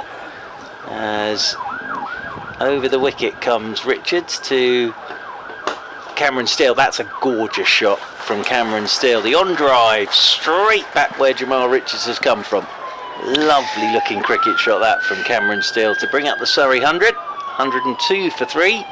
And Cameron Steele moves on to 8. I'll tell you what, something else that's taking longer than it did last time is England's Test tour of India, and I've got a bit of sympathy, certainly for the multi-format players. Wood, of course, the example, of course, possibly be going to play in a T20 tournament in the UAE, or miss some Test matches. Over the wicket once again comes Richards, and this is tucked away into the leg side by Cameron Steele. And they will pick up a single, one more to the total, 103 for 3. Unfortunately, there is a reciprocal agreement between England, Australia and India to play 5 tests against each other over time. Now, obviously the Ashes has got a lot of history, but the problem with England, India, Australia, India playing 5 tests is that it takes out touring slots for other sides, because you basically don't have enough room in the 4-year cycle. Now, last time, because of COVID, we ended up playing 4 tests, England, in 5 weeks, and I thought that worked quite well. Nice, fairly short tour, 4 tests in 5 weeks. Richards in to Patel on 49. He gets in behind this, plays it straight back up the pitch, and then goes for a little wander. And you know what's going to happen on a tour of India. You'll get the turning surfaces. I think they had a flat one that England won on the first one. There'll be turning surfaces, and then normally what happens, if India get ahead, you'll then get a flat Yes. one at the end. So yeah, that's just part of the nature of touring India, and you accept that. But I like that for tours of India. 5 tests over 7 weeks when you've got an expanding international calendar of T20. I can understand the difficulties of people like Wood. Richards in, and that's short. That's pulled by Ryan Patel. That's a nice way to bring up his 50. I'm not sure. Yes, it's gone all the way. So a very good 50 this from Ryan Patel. Back-to-back 50s in the competition, but he's looked completely in charge today, Ryan Patel. And he brings up his 50 with a 6 over mid-wicket. Good innings this from Ryan Patel. 20 gone, and Surrey 107 for 3. And Ryan Patel moves on to 55. So just in summary, with this issue with the expanding calendar and all these franchise tournaments, it's slightly ironic that we've got a test series that could be played in 4 tests in 5 weeks, taking 2 weeks longer, because it does eat up time in the schedule. But it's India. I know, and there's money involved. Yeah, and that's the problem. And that's the problem for Test cricket as well now. So Nijar. So this is the 21st over now, isn't it? So that's clipped away down towards short fine leg. So where are we? 109 for 3, 151 to get. Patel going nicely on 55, Steele settling in on 9. Big partnership this. Essex need to break it fairly soon. Are we going to see any more bowlers for Essex? There's a slip in and 6 saving 1. Trying to keep it tight as it's played away off the back foot, and it rolls out towards Charlie Allison, who comes round at mid-wicket, and there's a singles of a total there. So 110 for 3 is the score. 21st over and an even 150 to get. But yes, you just feel that 4 tests over 5 weeks is a bit more manageable, particularly for those multi-format players like Wood. This is played off the back foot and driven away for a single out towards deep cover. The irony is it's described as a marquee series, and India has sent England to a lot of backwaters, none of the really prestige grounds. So, I don't know, they've got their own reasons for doing that, haven't they? It's all a bit of a muddle, isn't it? Strange. Really? 111 for 3, 149 to get. But I'm sure it'll be interesting anyway, and finally get round to it. As Nijar bowls, and this is played to French. So I can make one prediction. We'll find out who's televising that series about 3 days before it starts. Yes. That's what normally happens. Yes, that's what normally happens. I think it happened last time as well. Yes, it did. Well, I think Alistair Cook had to be brought in at short notice. Yes, he did. I think it ended up on Channel 4. It did, which was actually very good in terms of wider audience. As this is just heading down the leg side, there might be a bit of bat on that, and if there is, there'll be a single to Steele. I do remember waking up most mornings to see it's an overthrow, so a bit of an issue there, and they come back, scamper back for the second. Nijar unable to gather the throw, so 2 instead of 1, 113 for 3. Yes, I do remember waking up most mornings to see a very tired-looking Alistair Cook. Yes, having sat on a sofa. But it was nice to have it for a wider audience. As Nijar bowls, and that's driven away, and so partially stopped in the covers. There's going to be a single there. So obviously the World Cup in India and the 5 Test series, and of course I think there's probably some tour more to the West Indies. That's the back end, isn't there? That'll be Christmas time, over December. It's an unusual time to go to the West Indies. It's normally March, April, isn't it? So it's when you can fit it in. Yeah, probably yes. 113 for 3, 21 overs, 114 for 3, 21 overs, 56 to Patel, 13 on the board to Steele. You fancy at the moment it's going Surrey's way, unless Essex can break this partnership, but Mark has hinted that there's some less experienced batting to come, and that might just open a bit of a door. A few more words from Mark, and then to be rejoined by Paul Newton. Yeah, Bo Webster is coming into the attack down there from the Hayes close end of the ground. So Cameron Steele will be the man on strike. Webster got one to really go from this river end, but he sort of didn't hit the same spot enough. But he got one to Josh Blake to turn and bounce past the outside edge. It was a lovely bit of bowling from Bo Webster, but sort of couldn't hit that consistently. So Mr. Newton is back in the hot seat to my right, and it is a hot seat as Webster is in and tosses this one up, and Cameron Steele slaps this in the air, one bounce up towards mid-off. Nicely poised this Paul Newton at the moment. Yep, very much so. Surrey, as Nick has said, you'd favour at the moment, but not by that much. Webster is in, and Steele's picked him up, launched him leg side. Now this could be out. It is out, and Cameron Steele couldn't resist, looking to go down the ground. It's a good catch down at long on, and that is a big wicket, because we were saying this partnership absolutely crucial. But Cameron Steele looking to go for the big shot down the ground towards long on, didn't get all of it. Steele's gone for 13, Webster has the wicket, and Surrey are at 114 for 4. Yes, not terribly well advised that, because we're talking about an enormous expanse of ground over those boundary on that side, on the leg side, and although the fieldsman had about 30 yards to make to get to it, but in the end it was the easiest of catches. Did well to get there, but judged it perfectly, and you just feel that was an important partnership. Did he really need to do that? Probably not. And the other point I would make is a straight hit would have been a lot better idea than the one where he hadn't quite got to the pitch, so he ended up having to slightly hit across the line. What it does do is brings Krish Patel out for his Surrey debut, so it wouldn't have been expected to play today. And then Rory Burns twisted his ankle, so he's in his second year with the Surrey Academy, plays his club cricket at Esher, and for the under-18s this season. 350s and a couple of centuries. So he's out there. Krish Patel with Ryan Patel. So we've got Krish Patel and Ryan Patel together. So good luck to the young man. As I say, this morning he'd arrived at the ground expecting to do 12th man duties, and then Rory Burns twisted his ankle in the warm-up, and it means that Krish Patel had a sudden debut, and he's out there in the middle, right-hander, no name or number on the back of his shirt, and he'll be facing Bo Webster with Surrey 114 for 4. Well, before that ball was bowled, you asked me how I saw it, and I said, sorry, but not by much. Well, perhaps by a bit less after that wicket. First ball for Patel, Webster's into him. That's a nice shot to get started. Very confident start from Krish Patel. He's off the mark first ball, and he's just lent on that. Very nice looking shot, and he's in form.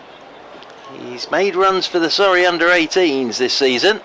Yes, I think, as Nick has been saying, an awful lot now depends on if Ryan Patel can sheet anchor the innings while still scoring useful runs. If he could make 100 here and didn't run out of partners, then I think Surrey would be fine. But if he were to get out now, then Surrey really would have an uphill task. 115 for 4. Patel just waiting for the field to settle. Got sweepers on the cover and mid-wicket boundaries, long on, as this is a full toss which is swung into the leg side all along the carpet by Ryan Patel. It would just be a single to him. One more to Ryan Patel. He'll move on to 57, and Surrey moving on to 116 for 4. Yes, nicely picked up there. I never agree that a full toss is the easiest ball to deal with. It's a horrible ball. I agree. Times. I think they all underestimate it. Webster's into Krish Patel. His second ball, he turns up towards mid-on, wristily. And there is no run yet, because you're not setting yourself no, for exactly. it at all. And you can sometimes think, woohoo, and try and lump it into the pavilion and completely mistime it. 116 for 4, Surrey. Bo Webster, tall man of course, comes over the wicket to Krish Patel, and he's forward and nudges this into the leg side, and there is no run. Well, he shapes up very nicely with those first 3 deliveries. Krish Patel, end of the over, but a good one from Webster. Important wicket of Cameron Steele for 13. So that wicket just sort of swings it back into Essex's favour a touch, but Surrey do have Ryan Patel there on 57. 22 gone, 28 remain, 260 the target, Surrey 116 for 4. Yes, I think I know I've already made the point, but just to labour it slightly, Cam Steele is such a good cricketer, and you know, I think if that partnership had obdured, Essex would have been in trouble, but I think they will be disappointed at losing Steele in the manner he was. Dismissed, as here comes Nijar, beginning a new over from the river end. Boiling hot sunshine. This next ball is played back into the onside, and they take a token single out to widest long on. 117 for 4. Target 260, so another 143 needed. But the great thing about the day, I don't think anybody's sort of unduly bothered who wins or loses. It's been a very enjoyable day's cricket with a terrific crowd in here, basking in very welcome sunshine. Yeah, I'm loving this at the moment, I really am. Quite agree. It's always nice to see a youngster or two do well, and we've seen examples of that. Nijar is in, bowls, and a bit uncertain here. They're going to get a single as that came a little bit off the edge there, runs down to short third man, and 118 for 4. Yep, and they had to get this young man registered very, very quickly. But he's out there now with a couple of runs to his name. Yeah, lucky someone answered the phone. Yes, exactly.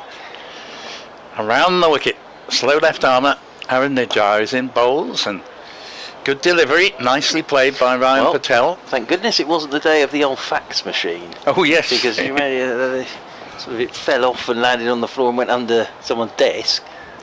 Nijar bowls again, this ball is turned to long on for a single. 59 now to Patel, 119 for 4 in the 23rd over. So Surrey, plenty of overs left, and if they're behind the clock at all, it's only by fractions. They're more or less dead on actually. The overall required rate. But can they keep wickets in hand as Nijar is in bowls? Krish Patel. Both of them are Patels, the one Krish, the other Ryan, and Krish plays this to short mid-wicket. And Charlie Allison only made 4 today, Charlie. Nijar is in bowls, and this ball is a wide, down leg side. Nicely taken by Buttleman, but he could see that the batsman hadn't remotely left his ground. 120 for 4. Got to slip in. Brown continuing to attack, which is right policy. In bowls, and another bit of fielding to do for Charlie Allison, but otherwise nothing further to report. A dot ball to end the over. 120 for 4 in 23 overs, with 59 to Ryan Patel and 2 to Krish Patel. Yep, 140 exactly needed from here for Surrey. Off another 27 overs. Ryan Patel's looked very steady on his 59, and Krish Patel is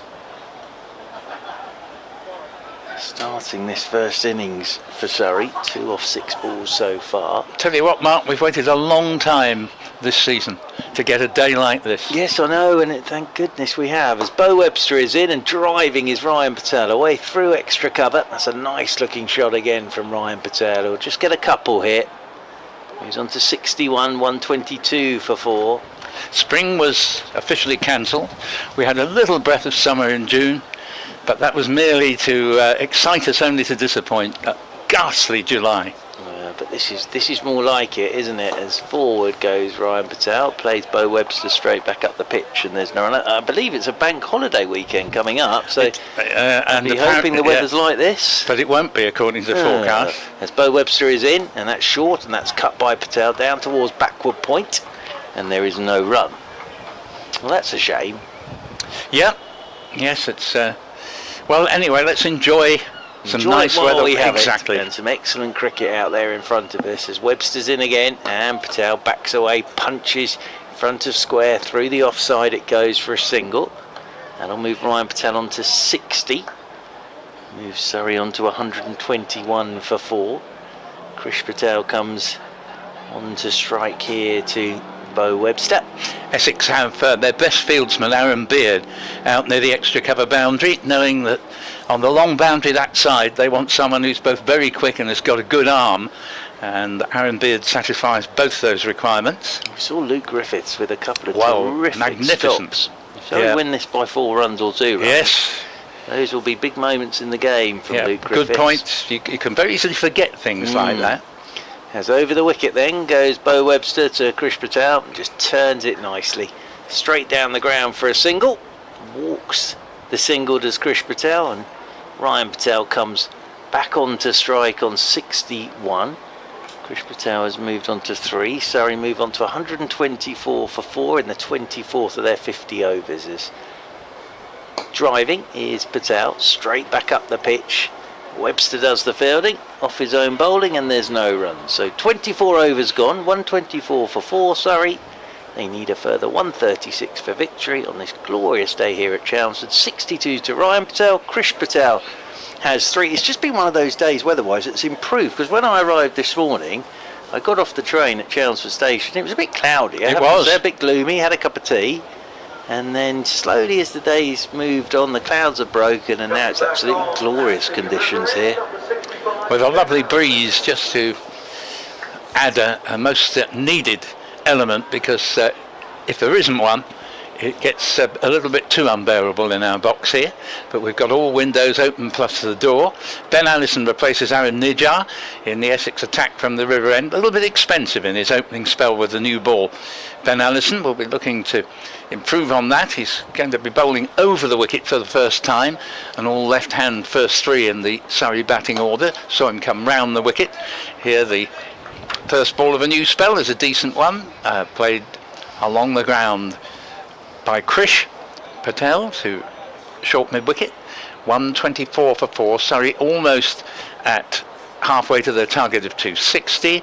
We're also almost to halfway in the number of overs available, this being the 25th. And Ryan Patel has exactly half the runs on the board, 62 out of 124. And so well he's played as Allison's in, bowls, and all defence here from Krish Patel. Everything correct. Isn't it funny? You see, what we've seen of Krish Patel now, 8 balls, and he just looks very elegant, doesn't he? Yes. Just everything seems to be in the right place. Looked like he's read the coaching manual. He does. Because he really showed does. it was just played back to the bowler for no run, but he showed the bowler, the batsman's name there, and ourselves here. Pretty straight position, that very fine long on as we look down over Allison. Bowling to Krish Patel, nudges it nicely past the bowler, but there won't be a run because Nick Brown, the skipper, playing in this team for the first time this season, nips across the field. 124 for 4 halfway through the 25th over. He just looks very neat and very tidy. It's a nice style to his batting so far. So yeah, initial impressions very good of Krish Patel. Yes, and he hasn't been pressured into immediately throwing the bat, which would be a mistake. He doesn't need to do that yet, as this ball is nudged to short third man, and there's no run there. Deliberately played there, 124 for 4. But as I say, for the moment, the run rate for Surrey is not a problem in the least. What could be is if they lose further wickets soon. Yes, and I think we've been saying it all along, but the job of everybody else is to keep Ryan Patel company here. Patel has to be there at the back end, Yes, doesn't he? Yeah, quite right. Allison, longish run up from the river end, bowls, and the ball is very neatly played, but straight to extra cover, Charlie Allison, and there'll be no run. Just for a second there, I thought you called me Allison. Well, Right, yes. Right, Allison. Yes, I've been wanting to all day. Well, but I'm sure you have, yes. well, I'll tell you what, there are enough Allisons on the field for the mistake to be made. Yes, well, there's a couple out there today. Absolutely. And it's Charlie, actually, who's really made his name in this competition. Ben Allison, the bowler, Charlie, the batsman. Ben bowls, and this ball, not what the batsman was intending, but as is so often the way with cricket, it's the unintentional shot that produces a run where the conventional ones played absolutely correctly didn't. They get a single to short mid-wicket. He was looking to just nudge that into the offside, thick inside edge to mid-wicket. 125 for 4, and we're exactly halfway through the overs. Surrey are just slightly less than halfway to their total, but they always say look at the score at 30 overs in this competition. Double it and you'll get a good impression of the likely eventual score. They're 125 for 4, 62 not out to the excellent Brian Patel, and 4 not out to the very promising Krish Patel. Yeah, and we're having a bit of a drinks break because again we're moving through this pretty swiftly at the moment, so we're having a little bit of a drinks break out there in the middle. I think Mr. Newson is also going to use this very sensibly to have a drink because it's getting fairly warm in our commentary box at the moment. Let's just quickly run through the wickets that have fallen for you. Dom Sibley was bowled by Aaron Beard without scoring, then Josh Blake caught by Benkenstein off Richards for 27, Ben Geddes caught by Brown off Nijar for 5, and Cameron Still caught by Thane running round at long on off the bowling of Webster for 13. Ryan Patel 62 not out, and then Krish Patel is 3 not out. Wickets so far shared between Beard, Webster, Richards and Nijar, and in that Essex innings, well, 69 from Webster and 63 from Noah Thane for really the main partnership, and then some good runs at the back end by Richards for 31, got them up to 259 for 9 for Surrey. Conor McCurr finished with 4 for 55, Amal Verdi 3 for 38, 1 for 51 for Moriarty, 1 for 34 for Cameron Steele, and Tommy Elam, his first bowl for Surrey, bowled very tidily with his off spin. 6 overs, none for 29. So that's where we find ourselves now. Another 135 required by Surrey off 25 overs. Drinks break is done and dusted. And Bo Webster is going to continue from the Hayes close end. Krish Patel is the man on strike. All the Essex supporters and Surrey supporters have just had a bit of a stretch themselves and are now settling themselves down into their seats But as I say, we got through the Essex innings pretty quickly due to the amount of spin that Surrey had, so we're ahead of time. So they're just taking a drinks break now. The batting to come for Surrey, as Mark has alluded to, not a lot of experience batting to come, but Conor McCurr, Tommy Elam, Luke Griffiths, Dan Moriarty and Amir Verdi.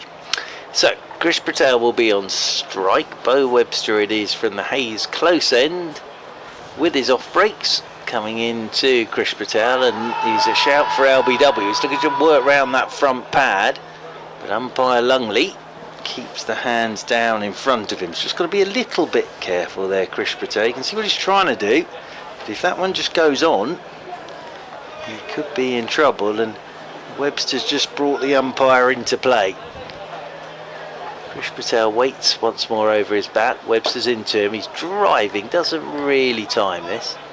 That potters up towards Nick Brown. Stood up there at mid-off and there's no run. Webster in his sunglasses. Over the wicket he comes. Patel is whipping this into the leg side. Takes the quick single up towards mid-on. It's good running from Krish Patel and gets Ryan Patel back onto strike. Moves on to 5. Surrey move on to 1, 2, 6 for 4. Ryan Patel taking his guard. Yep, Webster round the wicket to the left-hander. Prefer bowling at the lefty, you would have thought, even though Ryan Patel's on 62. He does bring the outside edge into play as Patel drives straight in there towards short extra cover. And there is no run. Patel just wanders off towards square leg and then settles himself down over his bat once more, as this one is shorter of length. He's trying to punch that through extra cover, just got a bit tight on him. Rolls back up the pitch to Bo Webster, so tidy over thus far from Mr. Webster. He's round the wicket once again to Ryan Patel. He's getting a short ball and cutting this in front of square through the offside. They should get 2 here. They're going to come back on the arm. Krish Patel gets his skates on and makes it back for 2. So it's good running from Krish Patel. Tore the first, came back for the second, and it's the end of the over. 26 gone, tidy over that from Bo Webster, and Surrey 128 for 4. Good bit of fielding by Aaron Beard there, but he's a long way to make to get to the ball and then had to run round it to throw it in. Good throw, but there were always 2 there, provided they were decisive in their running, which they were, the 2 Patels. So 2 Patels who are not brothers and 2 Allisons who are in the respective sides here, Surrey and Essex. Another 132 needed in 24 overs now for Surrey, and Allison to bowl the first of these from the river end. Nudge to backward point for Rose Cushy, and no run. 128 for 4. It's Krish Patel on strike on 5. I think that's sort of the compliment you could give to Krish Patel here is, doesn't look like he's playing his first game, does he? No. There doesn't look to be any sort of nerves or panic there whatsoever. I think it's true of youngsters generally. In my days as school teacher, you know, if I had my under 15 side and we needed to bring in a couple from the under 14s through absence or injury, they never seemed to suffer from nerves at all. The ball's played to mid-wicket here for no run, and you'd have thought there would be nerves, and perhaps they were nervous and just didn't show it, but actually I can't think of one such younger player. Of course they would be the better players from the year below, so you were playing... I was the complete opposite. I was a bag of nerves at that age. And still are, I mean. I am, absolutely. Yes. Completely. Especially when I'm sat with you, Paul. Well, I'm enough to make anybody nervous. Just the mere sight of me. As Allison's in. Bowls, and there'll be at least 1 run here. It's played to wide mid-wicket, and Benkenstein could work there to keep it down to the single. Took a fine catch earlier to get rid of Josh Blake, and that may yet be quite significant, because that partnership between Blake and Ryan Patel was really putting Surrey in a good position at the time. 129 for 4. Well, my first competitive game of football, aged about 6, I can remember bursting into tears at the start of the second half because I hadn't turned round to go the other way. Yes. So I had sort of people saying that, and it really upset me, that, because I was a bag of nerves. Allison round the wicket now to the left-handed Ryan Patel, and good delivery not one that was ever going to get the batsman's wicket, but Essex would be quite happy if they can keep the runs down for a few overs and start to put runs pressure onto the batsman. There's no run there, and it's 129 for 4. I have to say, actually, when I was younger, it really affected me, that, especially with games of cricket. I was an absolute gibbering wreck when I went out to bat, and enough that it just really put me off. Ben Allison's in bowls. Again, there'll be no run, played to short extra. Bo Webster, there'll be no run there. Yeah, cricket's a game where you have to look confident, I think. No one evinces that argument more than the great man I had the pleasure actually briefly of meeting up in Glamorgan one year, Sir Vivian Richards. Well, he walked out like he owned the place. Well, he did, didn't he? Well, he did. Yes. And I know one or two Essex bowlers would swear blind they had him plumb LBW. Yeah. No one dared give him out. No. Allison's in, bowls. Oh, has a swish at this, does Ryan Patel. One of the very few false shots he's played. Heaved it, sort of rocked back a little bit too much, possibly just took his eye off it. Didn't go by the off stump by too much, but enough. He remains 64 not out. Chris Patel 6 not out. 27 overs completed. 129 for 4. Another 131 needed. It's a very productive shot, that, for Ryan Patel. But I think he just took his eye off it at the last moment. The one partnership of note so far, the 60 between Blake and Patel for the second wicket. But Viv was just the master. Oh, I agree. Stroll out there, chewing the gum. I found him a very affable man as well, because did a brief commentary spell with him up in what a Glamorgan. Lovely treat that Yeah, was. Back in the late 80s. Wow. And I'll expand on that in just a moment, but here, that's over to you. There's Webster coming in to Chris Patel. There's a good shot. Just walked straight down the pitch, and it's what we were talking about. Absolutely no nerves at all. Just walks down the pitch and then lofts it down to the long off boundary rope for 4. So Chris Patel, his first boundary, he moves on to 10. This is the start of the 28th over, and 133 for 4 Surrey, so another 127 required. Lovely shot, well played. Yes, cricket call was run by British Telecom, and Glamorgan's cricket call commentator, I did Essex, was a chap called Tom Oldknow. Great fellow Tom, sadly no longer with us. And he had ingratiated himself to Sir Viv, who was by now a Glamorgan player rather than Somerset, by saying, anytime you want to ring back home, back at Antigua, feel free to use the phone. Yeah. And in return, Sir Viv did a bit of con. Yeah. Isn't that wonderful? It is, yeah, it was a huge thrill. One of my favourite ones of like that was Peter Trigo's benefit game at Western Supermare, where the great Trigo hails from, and Chris Gow had come to play, and a local radio station, Peter Trigo said, if you want to do a live interview, I'll be near the phone by the bar. It's the one place where I could get to the phone. And it rang, and Chris Gow picked it up and went live on air. Oh, fantastic. Peter Trigo's benefit, and did a two-way from the bar at Peter Trigo's benefit game. So now we've got a bit of a delay down here ball's after been that lost. shot from Chris Patel. It's sort of gone into the stand and nobody can find it. No, maybe one of the spectators has pocketed it, but yes. I don't think so. I think just can't find it. No. So this will be about our 6th ball of the game, won't it? Because we've had a few go in the river. The irony being with this one, it wasn't like Chris Patel walked down the pitch and launched it over the stand. He just played it perfectly. He just chipped it down the ground, and it sort of bounced into the stand and has disappeared. This ball, have they found it? They have. They found the ball. Well done. Maybe it's gone under the seats in one of those little temporary stands. Nice round of ironic applause in the distance there for the ball having been found. It's another example of how sometimes the delays of which we were referring to earlier can occur, and there's absolutely nothing anybody can do about it, really. No. 133 for 4. Anyway, we've got our ball back now. Yep. So that's good. And Bo Webster is going to come round the wicket to Chris Patel now. He's on 10 on his debut. 133 for 4. Webster just waiting to get a sweeper out there in front of the pavilion, as Webster comes round the wicket to Krish Patel, and that's nicely played. Just hits the boundary and then tucks the ball straight down the ground towards long on. Strolls a single, and that'll be one more to the total, and one more to Krish Patel. He moves on to 11. 134 for 4.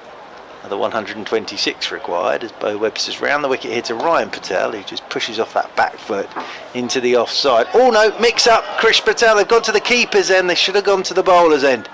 Krish Patel, it was a yes-no wait from Ryan Patel after the fielding had been done in there at short extra cover by Kushi. And that was an opportunity. Had they gone to the bowler's end, I think Krish Patel could have been in trouble. As Webster's in, forward goes Ryan Patel. Plays this one straight back up the pitch, and there's no run. Yeah, bit of a chance miss there. It would have been tight if it's thrown to the correct end. The batsman had just about got back, I think. Webster's in again, and this is driven nicely by Ryan Patel down the ground towards long off. Strolls another single. There's Ryan Patel. He moves on to 65. Playing this very nicely at the moment is Ryan Patel. 135 for 4 Surrey. So we're in the 28th over. 125 more needed as Krish Patel plays this one neatly and tidily down towards long on. He'll pick up a single. He moves on to 12. 28 gone. End of me. 136 for 4. Paul Newton will be joined by Nick Gledhill. Well, I have to say, those 7 overs went by so quickly. I thought you had another 3 to do before taking your leave. But thank you very much to Mark Church. Nick Gledhill will join myself, Paul Newton, to describe the next 7 overs for you. Over rates have been quick today, but that went remarkably quickly, I have to say.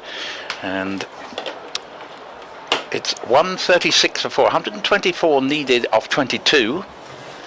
And around about 5.5 and over is the asking rate as Allison runs away from us. Still that equation remains that Essex have just about to bowl Surrey out if they're to gain their second win. That's an appeal there. I think it just brushed the hip of the batsman. Never looked as if there was any bat in that. Welcome back, Nick. Yeah, and yes, it's a nice start from Krish Patel. I'm impressed by it. It is. If Essex thought they were getting a bit of an easy ride in not having to bowl to Rory Burns, well, in that respect, yes, but the replacement looks pretty good to me, as here is Allison in and bowls to the replacement, who is Krish Patel, and he's played so sensibly, quite apart from anything else. He's not flustered, he's not hurried, he plays the next ball for no run into the covers, and he just looks as though he's got enough up top to work out that he doesn't need to do anything more than just stay there, take whatever runs are given to him, and await development. Yeah, but test could come if Ryan Patel gets out. That's right. Ryan Patel has said to him, look, you just play your normal game, and I'll look after things in terms of the run rate. Allison's in, bowls to Patel. Lovely looking shot, won't produce a run as it's nicely fielded by Charlie Allison on the sprawl at short extra. 136 for 4, and the anchor in this Surrey innings, not to say that he isn't also the man who's produced by far the most runs, is Ryan Patel. 65 not out, having opened. We have an email from Ray East's newspaper delivery man from 1978. Can't wait. Literally, yeah. As Allison's in. Bowls, a play and a miss here from Krish Patel. The score remaining 136 for 4. Chris says he's a lifelong Essex fan living in Wrexham and therefore glued to all cricket commentaries. Thanks for your kind comments, Chris. And your query about Essex, in our view, what extent are Essex learning the lessons about how to play each type of cricket? They appear to be fixated by the T20 blast and cannot build an innings, which can be very frustrating. Do you think, on the upside, Essex have located future batsmen, bowlers and wicketkeepers for times to come? Good email that, Chris, as Allison plays bowls to Krish, I'll get it right at the third attempt. Patel played to Bo Webster at short mid-wicket. There's no run, 136 for 4. Yes, in answer to your point, Chris, it hasn't been as encouraging a year for the younger players, but the best have been Charlie Allison, definitely, and to some extent Noah Thane as well with the bat. Ben Allison is on his way again to bowl to Krish Patel. And he nudges this into the offside. Again, there'll be no run to backward point. 136 for 4, a good tight over that from Ben Allison, a maiden in fact. 12 to Patel, Krish Patel that is, 65 to Ryan Patel. Just finishing off my angle on your point, Chris. This is Chris now, I'm talking to in Wrexham. Lovely to hear from you, and the contact you had with the great Ray East. Took over 1,000 wickets as a slow left arm for Essex back in his career days of the 70s and 80s. I do agree with your insinuation that perhaps the Essex batsmen haven't really amended their style of play for 50 over cricket from 20 over, because they've gone about it. I think the ones who've been playing in the power play in T20 themselves tried to go too quickly. In that final defeat to Somerset, you'd have thought that Essex needed 180, not 146 to win the final. But they'd lost 4 wickets by I think the 5th over, and the game was basically gone. So yes, they need someone to calm them down, as Krish Patel appears to have been calmed down and told, play the odd shot, but play yourself in first.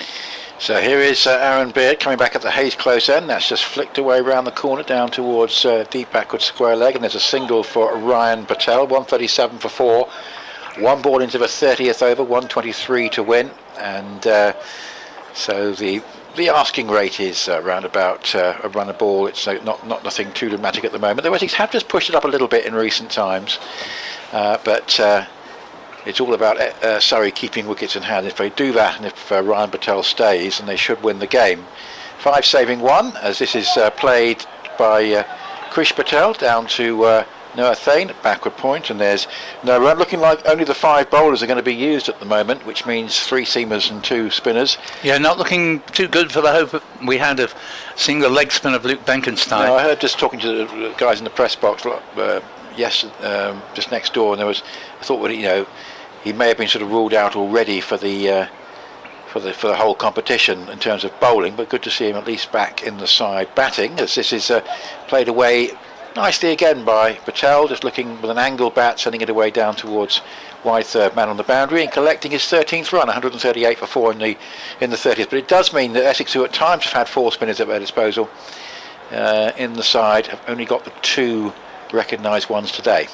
Yep, they could have done with 3, as you imply, both Simon Harmer and just trying to think who else. Tom Wesley. Oh, Tom Wesley, of course. And for that matter, come back to that. Beard bowls, and this is driven by Ryan Patel down the ground, not time, but they get a single, so rotating the strike nicely in this over. 139 for 4 in the 30th, chasing 260. At times in the T20, and it wouldn't have applied here admittedly, but Dan Lawrence yes, in the T20, so there was a time when Essex could have bowled 5 spinners, and all of them, legitimate spinners, some with more experience than others, and of course not forgetting Matt Critchley either, who of course is playing in the 100 competition, so he couldn't play in this.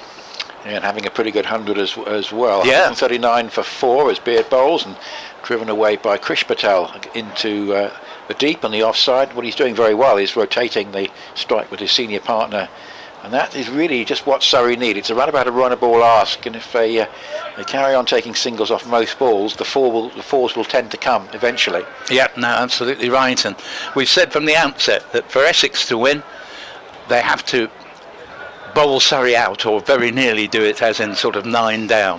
140 for 4 in the 30th over. And this time, as a pull shot, it's aerial, it's a pull drive and away for 4. Slightly unorthodox, but he's basically slammed that back in the direction it's come from Beard. He hit it between the bowler and mid-on. It was aerial, but perfectly safe in the end. It's just being gathered now just from behind the boundary boards. But we talked about the fact the 4s will come if you rotate the strikes, and that's a perfect example. It's turned into one of Surrey's better overs in recent times. 144 for 4 after 30, 116 required, just under a run a ball, and Essex need a wicket. Yes, the return of the quicker bowler there proving a little bit expensive for Essex. In fairness, Ben Allison himself, among the quicker bowlers, bowled a maiden in his previous over from the river end. We'll be looking to try and emulate that here. Michael Biswell says you've enjoyed the One Day Cup, been good fun.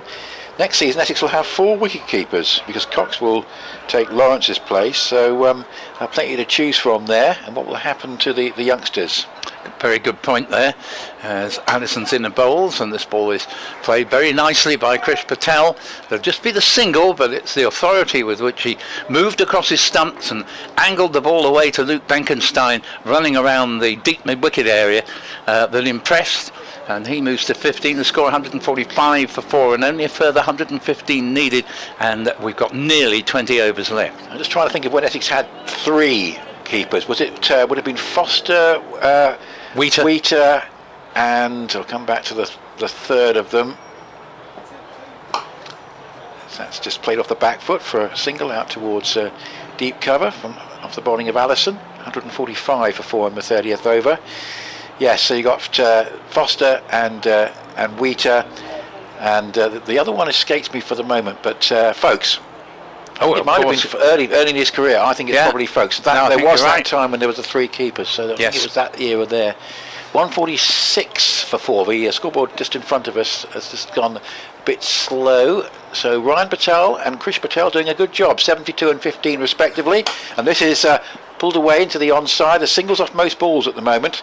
Allison not quite able to stop the flow of runs as that's pulled away again for another single by Krish Patel, who's looking very comfortable at the crease out there. 16 to him. It's 147 for 4, and we're in the 31st over. Has to be said, the last sort of 7 or 8 overs, for all the fact that there hasn't been a massive quickening of the tempo, but Surrey have looked absolutely solid here. Both batsmen keeping the ball 9 times out of 10 on the ground, and Essex must be wondering where they're going to get another wicket at this stage. 5 saving 1 as Ben Allison bowls. That's heading down the leg side and duly signalled as a wide in this form of cricket. So 147 for 4 on the 31st. Ryan Patel playing the anchor role. I think he's got the high score of the match now, Paul, hasn't he? On yep, absolutely right. Yep. And it's a question of how much further he can go with this. Looked very good. He gave Surrey great impetus at the start with those early boundaries, some lovely shots, particularly in Allison's first over. And he's looked pretty secure since then, it has to be said. And Allison bowling, and this is just clipped away round the corner down towards deep square leg. It'll be a fair while, although these two Patels aren't related, that we've had 2 players with the same surname in both sides in the same game. Didn't happen that often, I would have thought. 149 for 4. No, probably right there.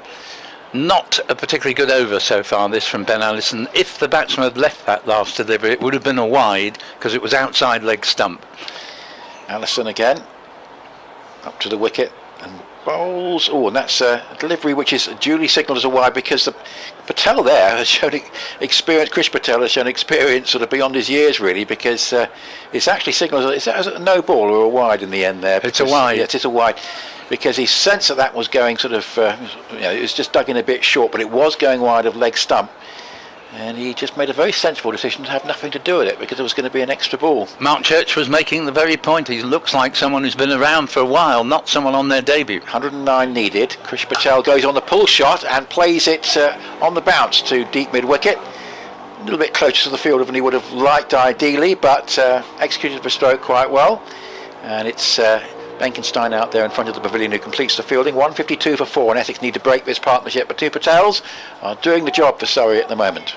Well, there's not a lot of experienced batting to come. Mind you, Krish Patel isn't an experienced batsman, but playing as if he is one, and rather better than many that we've seen this afternoon. Interesting email from Michael Alexander, as this one is on the pads of Ryan Patel and plays it up towards mid-wicket. There is a bit of a fumble there from Charlie Allison. Had he picked it up cleanly, there might have been a possible run out there because they were in 2 minds about whether to go for the single in the first instance. In the end, it was quite comfortable. 153 for 4. Ryan has 74. Krish has 17. The 2 Patels at the helm here, and it's 107 to get. And Michael alludes to a point I made right at the start of the commentary, but he says, hobby horse of mine suggests one-day red ball cricket, a novel way for the young to be inculcated. Yeah, that's a good word there, Michael. But funny enough, I suggested that as a sort of like a random thought today, but it actually might have suited both sides who, let's say, haven't been able to quite get to the grips of the 50-over white ball competition this year.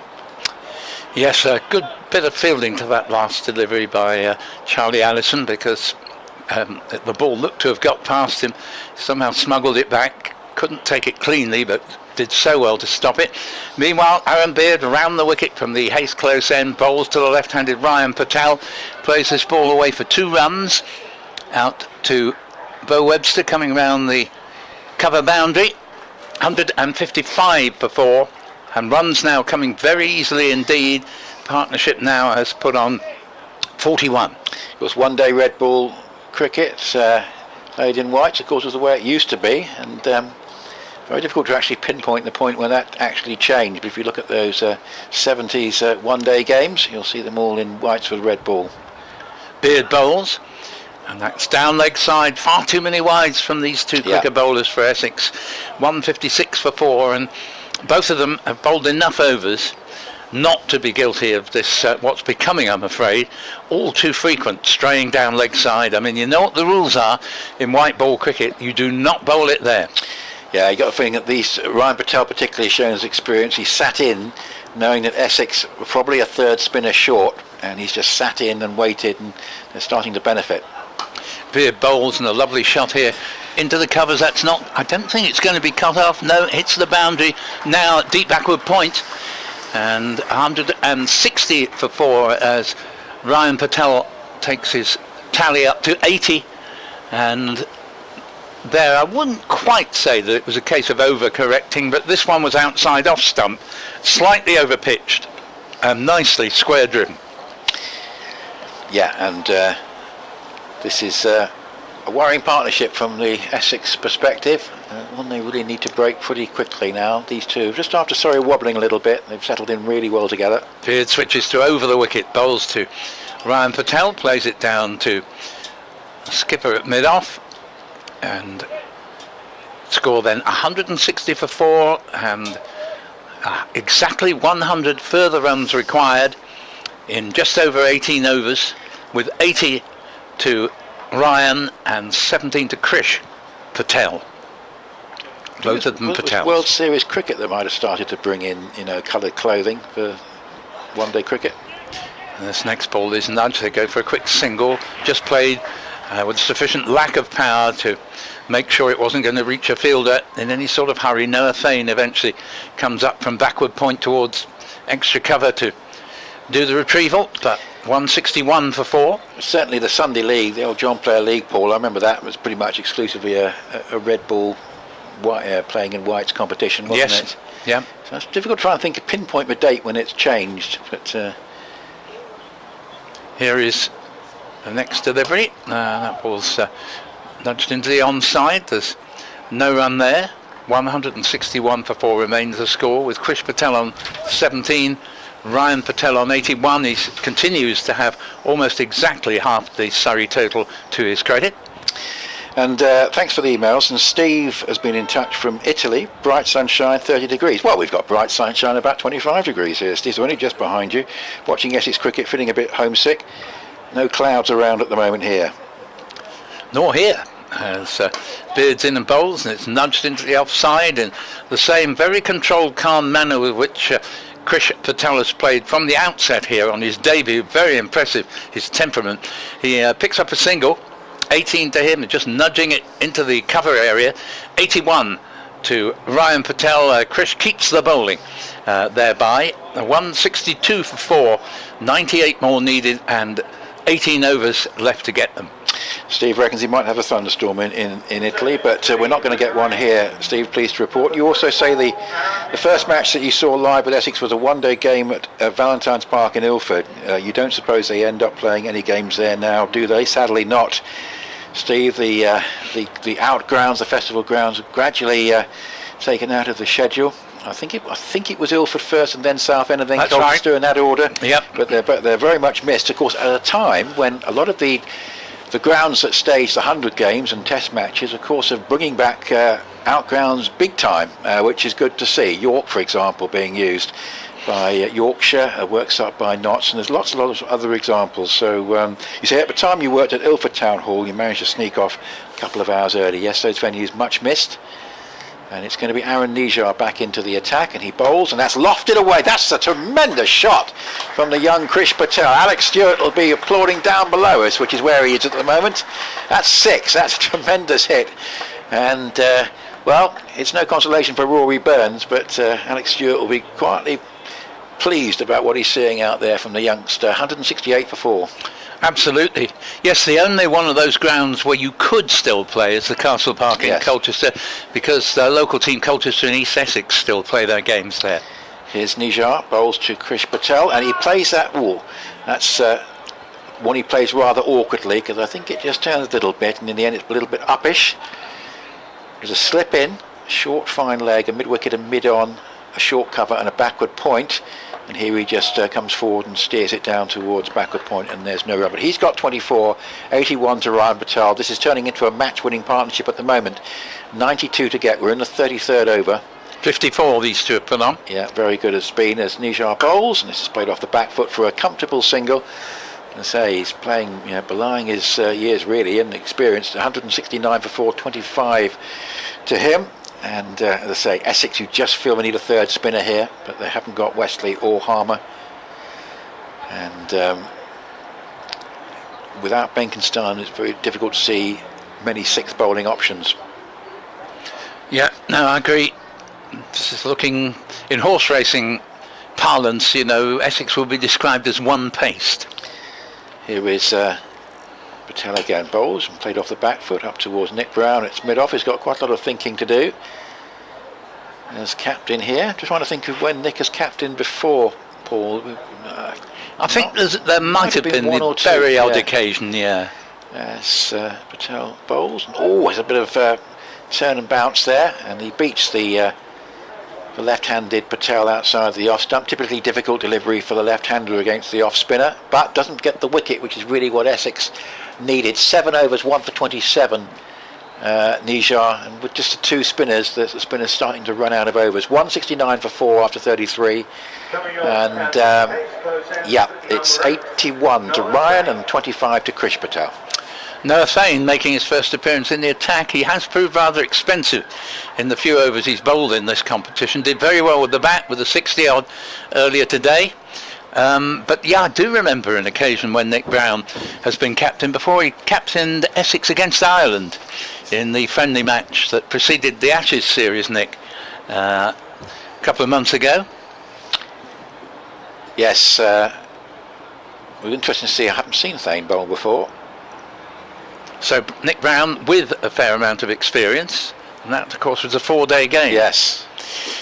So Thane in from the Hayes close end, bowls and playing a miss, and the upstanding wicketkeeper Will Buttleman whips the bails off, but batsman still at home. But that was an encouraging start for Thane. Interesting that Dan Lawrence has been talking about the fact that he's very much enjoyed captaincy. I don't know whether if Essex had given him more opportunities in that area, it might have altered his decision about leaving. There's probably a few factors in there in terms of why he's gone to Surrey, but he has hinted, I think, reading between the lines, that he enjoys captaining. And this ball is played to backward point, and the ever alert Charlie Allison runs after it as if his life depends on it, prevents a run. 169 for 4. I honestly don't think there's any weight in the argument that playing for Surrey rather than Essex increases your chances of playing for England. I mean, may I quote Mr. Graham Gooch and Mr. Alistair Cook as my prime examples from the bat with the bat for the last 40 years. Thane, lively medium pace bowls, but that's poor delivery, slower ball, and he got his line and length wrong there, over pitched, too much width, and this excellent youngster Krish Patel just leant on it and sent it away to the extra cover boundary. A lovely shot, but a little bit of a help yourself delivery. 173 for 4. They're looking comfortable and very, very good from Krish Patel. Thane comes in again, bowls to him. It's a poor delivery as well, long way outside off stump, and Krish Patel reaches out and guides it down to Jamal Richards on the third man boundary. He actually has probably been the pick of the Essex bowlers today, and time we saw him back in the attack, Jamal Richards, but they get a single. 174 for 4. Yeah, he's got 1 for 23 and 5 overs. I mean, with his extra pace might be quite useful if they can break this partnership, but 3 overs left of Allison, 3 of Beard, 3 of Webster, 5 of Richards, 3 of Nijar. Yeah, Richards was 1 for 10 after 4 overs, then bowled a rather expensive 5th over, but he began bowling extremely well and got a wicket. Here is Thane, bowls to Ryan Patel, plays it straight to Charlie Ellison at backward point, no run. I think we can be fairly certain that if there had been something riding on it in this game, Essex would have gone in with certainly a 3rd spinner and possibly 4. But because I have to say, it does look like they're crying out for the spinning options that Surrey clearly had and made good use of.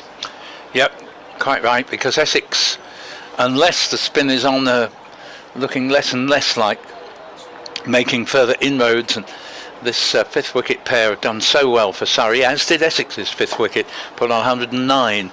Another run out to Aaron Beard at deep cover, and that takes the score to 175 for 4. Not looking good for the defending champions, Kent, who got 325 for 8, despite 150 from Daniel Bell-Drummond. That's not looking enough at the outground in the Isle of Wight. Hampshire 213 for 2 and the 34th over. Tom Press 78.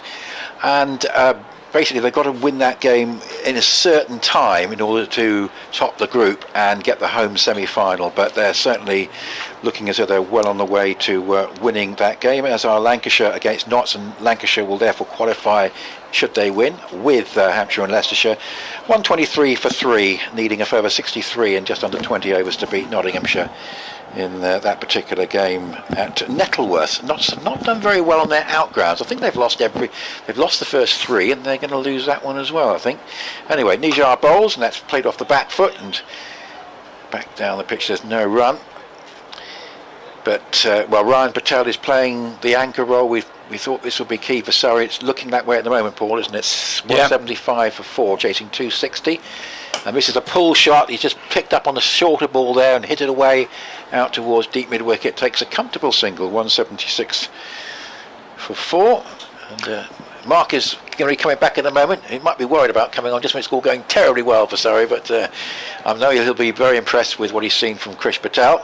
Absolutely, yes. I mean, it's very much Surrey's game to lose from here. Yeah. 175 for 4 on the 35th. 61 unbroken, this 5th wicket partnership. 62. And it's going to be Aaron Nijar, left arm spin with a slip in and 5 saving 1. Bright sunshine, very little cloud now, lots and lots of blue sky. Appeal for LBW, good ball given out.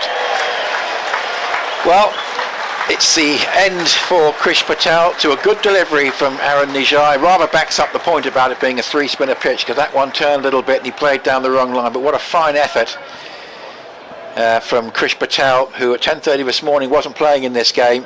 But just a few minutes later he found out that he was playing subject to being registered, and he really has acquitted himself extremely well in the situation. He does go for 30 to give Essex a little bit of hope, but it's 176 for 5 in the 35th over, but he'll get a good round of applause here as he goes for 30. Yeah, a little bit unlucky there, kept a bit low, tried to pull it away into the onside and missed, and was likely to be given out from there, but he played so very, very well, and not the least indication of that, if you hadn't actually seen the way he played, is that he pretty much shared the partnership there with Ryan Patel. They put on 62 and he got 30. I mean, it's near enough 50-50, the dividing of the spoils there, but the biggest thing of all was the way he looked so mature out there, and he certainly put Surrey in with a great chance of winning this. Having said that, Essex have to take wickets to win, and there are still 84 runs needed. If Ryan Patel were now to be out before Surrey reached 200, then there's not a lot of known batting to come for Surrey, and Essex would be back in the game, and that's one of the beauties of cricket. Yeah, I was just saying that it's Surrey's game to lose now, and well, they have now moved closer to losing than they were before Krish Patel has been dismissed, but I'll still be surprised if Surrey don't get over the line here. Yep, it should still be Surrey. That really should prove to be a match-winning partnership, because particularly if Ryan Patel stays, of course, but Nijar bowls, and McCurr just coming forward and playing it up towards mid-wicket, and there is no run. Email from Christopher Hall, just alluding to the fact that Essex haven't got enough spinners here. Looking at Essex opening partnerships for next season, it's an interesting one in the Championship, as this is just played from the crease up towards backward point, and there's no run. Obviously we don't know yet about Alistair Cook, do we, in terms of next season? No, but we've got Cushy, Brown, Cook, Das, Rossington. I don't think Rossington will be an opener in the Championship, but any of the other four possibly. Yes, I mean, Anthony McGrath will sit down with Alistair Cook at the end of this season. They'll discuss whether Alistair wants another year or two on this contract. Personally, I hope he stays, because he's still for me, the best man for the job. Here is Nijar bowls. This is played from defensively up towards Nick Brown at mid-wicket. So at the end of the 35th over, and thanks to Paul, 83 to Ryan Patel, and no score yet to Conor McCurr. So interesting, because I don't think there's anybody else in the frame. You've got lots of names there, but I don't think there's anybody else in the frame. Well, I was hoping you'd be able to talk about Chris Patel while he was still at the crease, Mark, but it was a very, very fine effort. Yeah, it was, and he'll be disappointed, obviously, but I think for a young man, not expecting to play, you wouldn't have thought that was his first game. No. I think that's probably the best way to put it. From ball one, his first ball from Bo Webster, he just pushed out for a single, and he played very nicely, but a bit more pressure now on Ryan Patel on 83. Conor McCurr's played pretty well in the comp so far, but really this whole thing is now on the shoulders of Ryan Patel on 83. Yeah, so 36th over, it's going to be Noah Thane, and left-handed Patel on strike on 83, with McCurr has just joined him. We've got 5 men saving 1, and that's a wide outside the leg stump and duly signalled. And interestingly, the extra Essex bowler is a seamer, Mark, quite a contrast in the balance of the sides in terms of seam versus spin, but as I say, it does look, I think Essex would have played a different side had it been obviously a match with something riding on it, but it does look like a pitch crying out for a third spinner, because Nijar and Webster both bowled pretty well. Yeah, that was a good bit of work for Buttleman. He's done pretty well, because that was quite wide. 176 for 5 in the 36th. As Thane with his medium pace goes round the wicket, and that's hit in the air just over the head of Cushy at cover for 4. Wasn't far away from him, and that would have been potentially a big moment in the game, as it was looking to go on the drive, and it went aerial, and Cushy had arms outstretched there. Wasn't a chance in the end, I think, because it was certainly above his shoulders, but it's flown away for 4, got away with that, but there's been very few chances offered by Ryan Patel here. But that was a nervy moment. 87 from 86, 181 for 5. Yeah, he got enough on it, didn't he? The thing he has done beautifully today is timed the ball. Yes. He's timed the ball majestically today, and again, even with that one, he just pushed at it, absolutely flew off the bat. 181 for 5. 36th over, and Thane bowls to Ryan Patel, who just plays it away down towards deep backward square leg for a single. Yes, I mean, 182 for 5, and I imagine Alex Stewart might say to Chris Patel that, well done, and you fancy playing a few more of these games next summer, because that could well be what Surrey would like to give him some more exposure, particularly in this competition next year, I think. Yeah, look, he just shaped up very nicely, didn't he? And again, it's part of this comp. Now, obviously, Surrey wouldn't have wanted Rory Burns to twist his ankle this morning, but it's given that young man an opportunity. Which he's taken pretty well, and that's hit in the air and goes to Charlie Allison, who just slightly misfields at backward point. Wasn't a chance, but not quite where it was intended from Conor McCurr, just playing the shot again, but it does get him off the mark, and it's 182 for 5. It's not yet been updated on either board yet, but Conor McCurr has got 1, and Patel back on strike with 87. Still reluctant to award that run to him, the scoreboard, as this is played by Patel just quietly into the onside up towards Bo Webster. And so Essex running out of overs from spin, which is appears to be the main weapon here. 36th over, 79 to get, 181 for 5. Ryan Patel, highest score of the match. A couple of 60s for Essex, but this could be the potential match-winning 100. 87, we've been there since the start. Patel has got 183 for 5. And they've got a bit of a field change now. Yeah, 88 to Patel. they're just getting all the fielders in the right spot at the moment. Essex. That's is thing again bowls. It's just driven away nicely up towards cover, but there's no run. So 183 for 5, chasing 260. We've got 14 overs left after this, so the asking rate is around about 5.5. It's not too much of a problem. The only thing that can really help Essex here is to get rid of Ryan Patel pretty quickly and hope that they can, maybe Richard's extra pace will make a bit of a difference, sustain bowls, and that's played again up into the covers. That was a pretty good over actually from Noah Thane. But you still have the impression that the sixth bowler you really wanted to spinner rather than the seamer on this surface. 183 for 5, 88 to Ryan Patel and a single to Conor McCurr, 77 needed from 14. Yeah, and it's been a good game of cricket, this. It really has.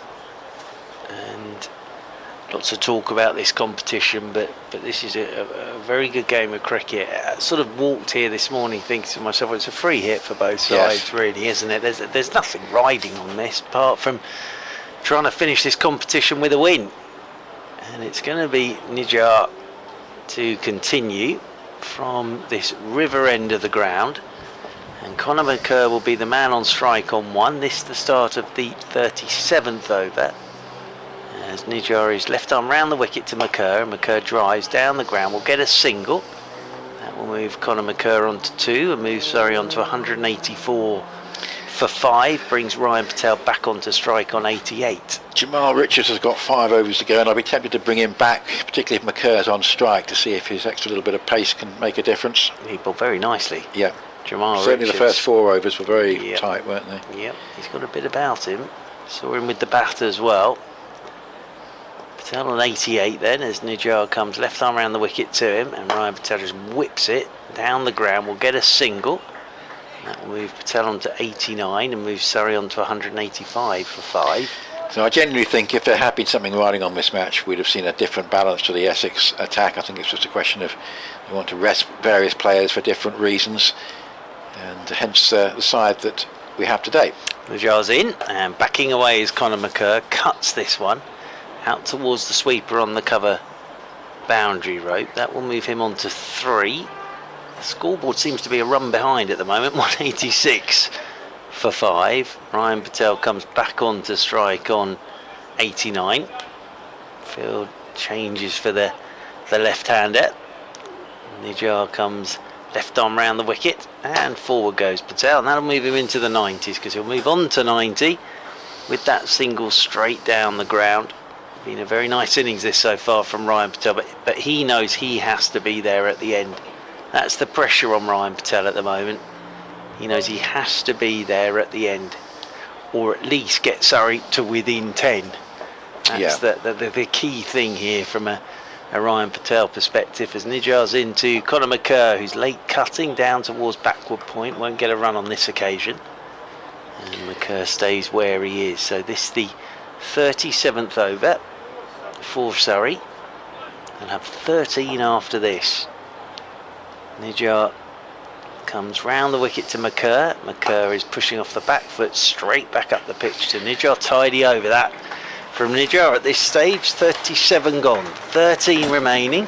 Surrey 187 for 5. Ryan Patel is 90 not out off 92 balls. Conor McCurr 3 not out. Nijar has got 1 to go. 2 for 32 thus far. Yeah, it'll be his 4th this day 100 if he gets it, Ryan Patel. Top score of 131. Don't think he'll have time to beat that today, but possible. Might do if he stays the whole way. It's about half the runs left. Well, from memory, the first 2 came in a couple of weeks.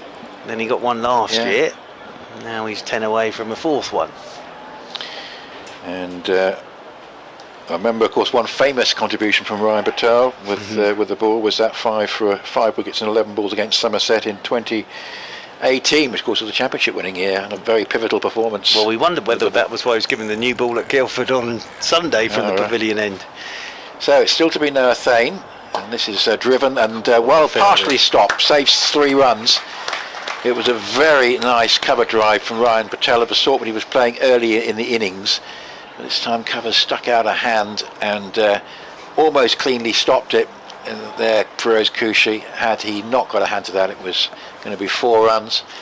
91 to Patel, 188 for 5 on BBC Essex and BBC Radio London, where clouds have now, say, gone effectively. There's still a little bit of dispersed cotton wool cloud over at the far end of the ground and one little area right above us, but other than that it's clear blue sky. Beautiful afternoon, a little bit of a breeze still.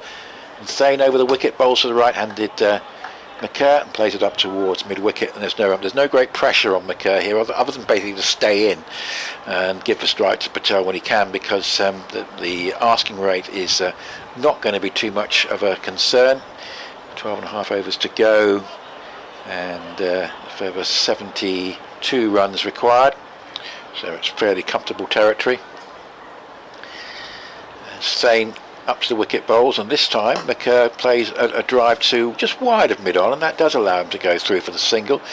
Brown, sensing that there could be a run-out chance, looks to pick up the ball but doesn't do so cleanly. I think they would have been okay otherwise anyway, but quite a good run, and it does rotate the strike, which is what suits Surrey at this stage. 189 for 5.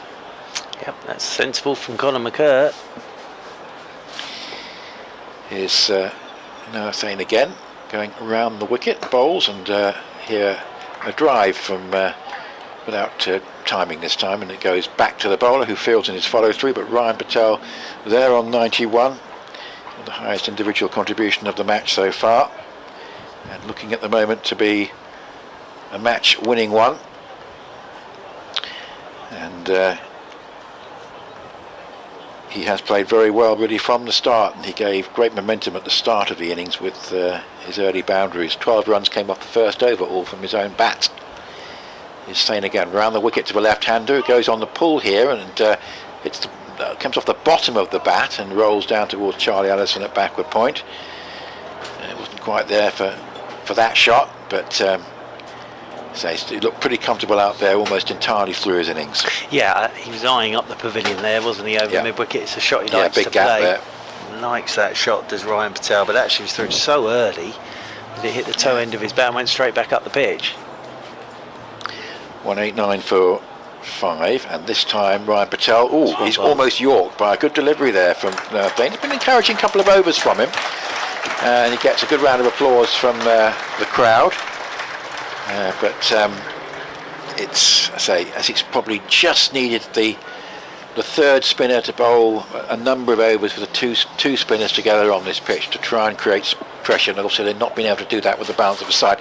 189 for 5, Ryan Patel 91, Conor McCurr 4. We've got 38 overs gone, and there are 71 runs required from 12. Yeah, it's interesting this, it really is.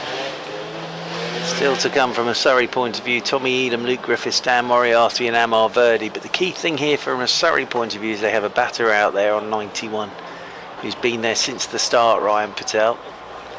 And as long as he can be there somewhere near the end of this, Surrey should get over the line. So the job of the others is to keep him company. There's a bit of pressure on Patel, but he's got a lot of experience now. Senior player in this Surrey side is Ryan Patel. Very fine player as well, Ryan Patel. So Nijar will bowl the 39th over in his last one of his 10. So this will be it for Nijar. He's picked up a couple of wickets today. Conor McCurr will be the man on strike, bowling from this river end. He's in, and McCurr gets one that's a bit loopy. Just for a second, Conor McCurr was thinking river, and then didn't quite go through with the shot, and actually just patted it back up the pitch to Nijar. That was the tempter from Nijar. It's almost emptied there. Conor McCurr has tried it again, and McCurr has lofted it this time straight over the top of mid-off and away to the long off boundary rope for 4. So he just about reined himself in the previous delivery. That one, again, Nijar just tossed it up, and Conor McCurr, good shot. Just through his hands, through the ball, up and over the top of mid-off. They'll keep a long off in now, so he can just go straight down the ground. 193 for 5, and that's exactly what he does. It's very good batting that from Conor McCurr. So he gets the mid-off to go to long off, and then just drives straight down to long off, takes his single, gets Ryan Patel back on strike. McCurr moves on to 9, Surrey move on to 194 for 5. 66 more required in the 39th over. Nijjar comes left arm round the wicket to Ryan Patel, who's looking to sweep, hits the pad, rolls away into the leg side. Puttleman comes around to pick up, and there's no run. Thank you, Richard, for your tweet on social media to both of us about extreme example of farming the strike, with two Patels farming the strike with singles against Allison. This is whipped by Ryan Patel down the ground. He'll get a single down towards long on, takes him on to 92. Moves Surrey on to 195 for 5. 65 more required by Surrey. Conor McCurr has a little survey of the field on 9, and will then settle himself down over his bat. And Nijjar comes left arm round the wicket to Conor McCurr, and McCurr pushes off the back foot this time down towards mid-on. Nick Brown does the fielding there at mid-on, so the end of Nijjar's 10 over spell today, and he will finish with 2 for 38, so very good economical figures from him. 39 gone, 195 for 5 then. Surrey 11 left, and they require 65 more for victory. Yeah, and still 5 wickets to fall, and of course in the Championship we associate Surrey very firmly with batting all the way down. Even Kemar Roacham is in the side. Mark, he could very much perform as well, couldn't he? So they were really batting right the way down in the Championship, weren't they? It's not quite the same here, but the key thing is Ryan Patel stays. He can steady the ship and guide the rest. Thane continues as this is played up towards mid-off, and there's no run. So Thane is clearly bowling overs that might have been bowled by another over, and I think bowler. But I think it would be nice to see Richard get as many of his 5 overs as possible, because that little bit of extra pace could be what Essex might need. I'm trying to think of a route whereby they could win the game, and that's one possibility. Anyway, dot ball there as Patel plays to mid-off. As Thane bowls again, and that's played off the back foot, probably for 2. It's going out towards the sweeper, running around from deep cover to deep extra, and they get back for a couple of runs. It's 94 to Patel, it's 197 for 5, 63 to win. Yes, but again from Ryan Patel, just finds a couple of runs there. So one thing that has been a feature of this season is Middlesex finishing well in the 2 one-day competitions. They had a bit of a flourish towards the end of the T20. 197 for 5 in the 40th over. That's a wide outside the leg stump, and they're going to beat Yorkshire by a huge margin in their last match at Radlett, where they tend to do quite well. And they need 6 from 16 overs. That's all right. They'll be quite confident of that with 5 wickets in hand. They should be all right. Well, I'll tell you what, they rather gave the game away here at Chelmsford, and that was probably a turning point in their campaign, but they're going to have a big win against Yorkshire to finish off, which does mean that the loser of this game will be consigned to the bottom of the table, I'm afraid, for sure. 198 for 5 as Thane bowls, and that's just driven away past the umpire, standing at point. They've got one, they're going to come back for a second. Nice placement again from Ryan Patel. He goes to 96. He's going to get to his century with a brace or a few more 2s. He's gone to 96, and that is Surrey with 200 for 5, needing 60 to win, and 10 overs and 3 balls left. And that's fine, isn't it? The 2s at the moment are absolutely fine from Ryan Patel. He's just hitting the right gaps here with that huge space on the offside. As long as he sprints the first, he's always going to get back for 2. It's Thane again. Bowls, and this is driven and nicely stopped by... it's gone past him. I thought he'd stopped it, Kushi, there. But it's gone past him, and it's gone for 4. He bangs the ground in frustration. And that is the 4 that will take Ryan Patel to his 4th list day 100, and it's been a fine effort, which looks like a match-winning one, as he acknowledges the applause, generous applause from around the ground, which is good to see, but a very fine effort. 204 for 5, and Ryan Patel's 100. Brilliant 100 from Ryan Patel. Held this whole thing together from the start. Hit his first ball for 4. 100 not out, his 4th list day 100. Really good one, this. And he'll just be saying to himself, be there at the end and get Surrey over the line. But it's been a terrific innings full of really lovely cricket shots from Ryan Patel. Thane is going to come in to bowl again in his 4th over now. Goes round the wicket and bowls, and Patel off the back foot, a typical shot of his. He's played lots of these through the innings, through the offside. Just a single this time out to the sweeper. It goes to 101, 205 for 5 with 55 to get. And at New Close in the Isle of Wight, Hampshire 266 for 2, needs 60 from 10 overs to beat Kent. And the question there for them is obviously going to win that game. It's how quickly they win it, because if they win it quickly enough, they could just sneak in past Leicester to actually top the group and get the home semi-final. 205 for 5. And that's just played by McCurr, who's doing all he needs to do, really just holding an end up, playing it back down the pitch, allowing Patel to keep the strike. Yeah, Hampshire's batting has been very good in this competition, and Anarian Donald is 98 not out from 69 balls with 5 sixes and 8 fours, 205 for 5. Yeah, that would have been very entertaining from Anarian Donald. He's a very entertaining player, but this has been a very entertaining innings so far from Ryan Patel.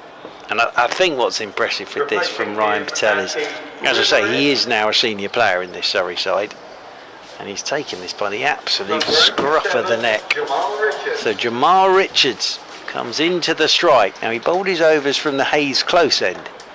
He's going to bowl his last 5, you would have thought, from this river end. He could bowl out. He's got 5 to go. I'm just looking out the window at the scoreboard away to our left. So yeah, 5 overs, 1 maiden, 1 for 23. That is for Jamal Richards. 205 for 5 then, Surrey. 55 required off 10. Ryan Patel 101 not out. Conor McCurr 9 not out. Oh, with good pace, Jamal Richards. Just having a chat about what field he wants here. At the moment, he's got third man, long leg, deep backward square, mid wicket, mid on, mid off, extra cover, sweeper on the cover rope and a backward point. Richards, right arm round the wicket to Ryan Patel. He's on a length straight away. And slower ball, I think that, from Jamal Richards. May have been a loosener. He's pushed back up the ground. Brown does the fielding at mid off, and there's no run. I think we can pretty much confirm Lancashire as the third qualifier from this group. 167 for 3, need 19 from 12 overs and 4 balls with 7 wickets in hand. Keaton Jennings, who of course was injured mid-season, 93 not out with a 6 and 12 fours. He's done well in this competition. Jamal Richards, round the wicket he comes to Patel. Short ball, oh, and Ryan Patel's looked to pull that off the front foot. Didn't bounce as much as he expected. That's hit him in the chest. That will have hurt Ryan Patel. He goes down on his haunches and just has a bit of a stretch there. Does Ryan Patel. Didn't quite bounce as much as he was expecting. And in the other group, it looks like Gloucestershire are going to deprive Worcestershire of the home quarter-final because they're 198 for 3, needing 70 from 20 overs to beat Durham, and that would give them the home quarter-final, and Worcester would be away. Richards, round the wicket he comes. Short again, and looking to swing it over the leg side was Ryan Patel. Beats the inside edge of his bat. Taken by Bottomman. So good start this from Jamal Richards. 3 balls, 3 dots. 55 more needed for Surrey off 9.3 overs on a glorious evening here in Chelmsford. Perfect conditions this. Nice breeze, nice and warm, blue skies, great game of cricket.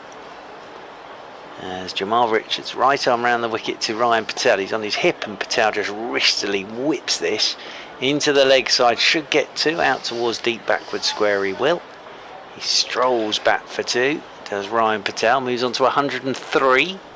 Surrey move on to 207 for 5. 53 more required by Surrey. So 3 Division 1 counties and 3 from Division 2 I think are going to be our qualifiers, and of course the 2 group winners will not play until the semi-finals, which are scheduled until on Tuesday of next week. Richard into Patel again, and Patel just pushes this one out towards the left of backward point. We'll take a single. Here's Patel onto 104. Takes Surrey onto 208 for 5. You can see that the breeze with the Essex flag fluttering by the pavilion. I went for a little wander around the ground, and it's a really good crowd in today, and they've been treated to an excellent game of cricket. They really have.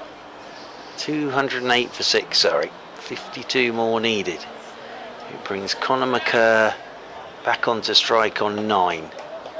Essex finished 259 for 9. Richards is over the wicket to McCurr. Short ball swung by McCurr into the leg side. That'll be 4. He's got a fair amount of that, as Conor McCurr. Ryan Patel will appreciate that from Conor McCurr and gives him a little punch of the glove. So McCurr moves on to 13, 212 for 5 now, Surrey. 9 overs remaining. They require 48 more for victory. Yeah, and McCurr just getting a chance there to make a contribution himself with that one. Yeah, it's just got the feel that if this was a live game, we would have seen a slightly different balance to the Essex attack, and arguably they could have done with a few more runs on this pitch as well. And Jamal Richards did his part to get Essex up to a respectable score, but at the moment it doesn't quite look like being enough, and it's going to be Bo Webster to come back on. So 212 for 5 with 48 needed, still 9 overs to go, so no issues there with the run rate, particularly with a man on 104 in Ryan Patel, as he just plays that one away up towards deep mid wicket and collects his 105th run on what is a beautiful afternoon now here in Chelmsford. As I say, a very good crowd, and obviously not a lot riding on the game, but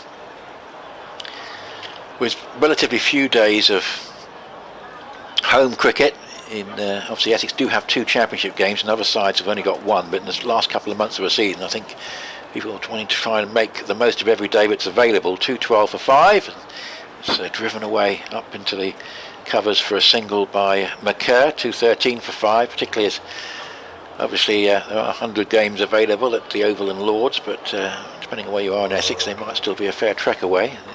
A bit easier to get here for a one-day game. Yeah, and a good number haven't they? Yep, 214 for 5. Saw a poor gentleman with his drinks earlier. Had his 4 pints in one of those little trays and tripped over, poor chap. Lost 3 of them on the tarmac. No refunds available, I suspect. I doubt it.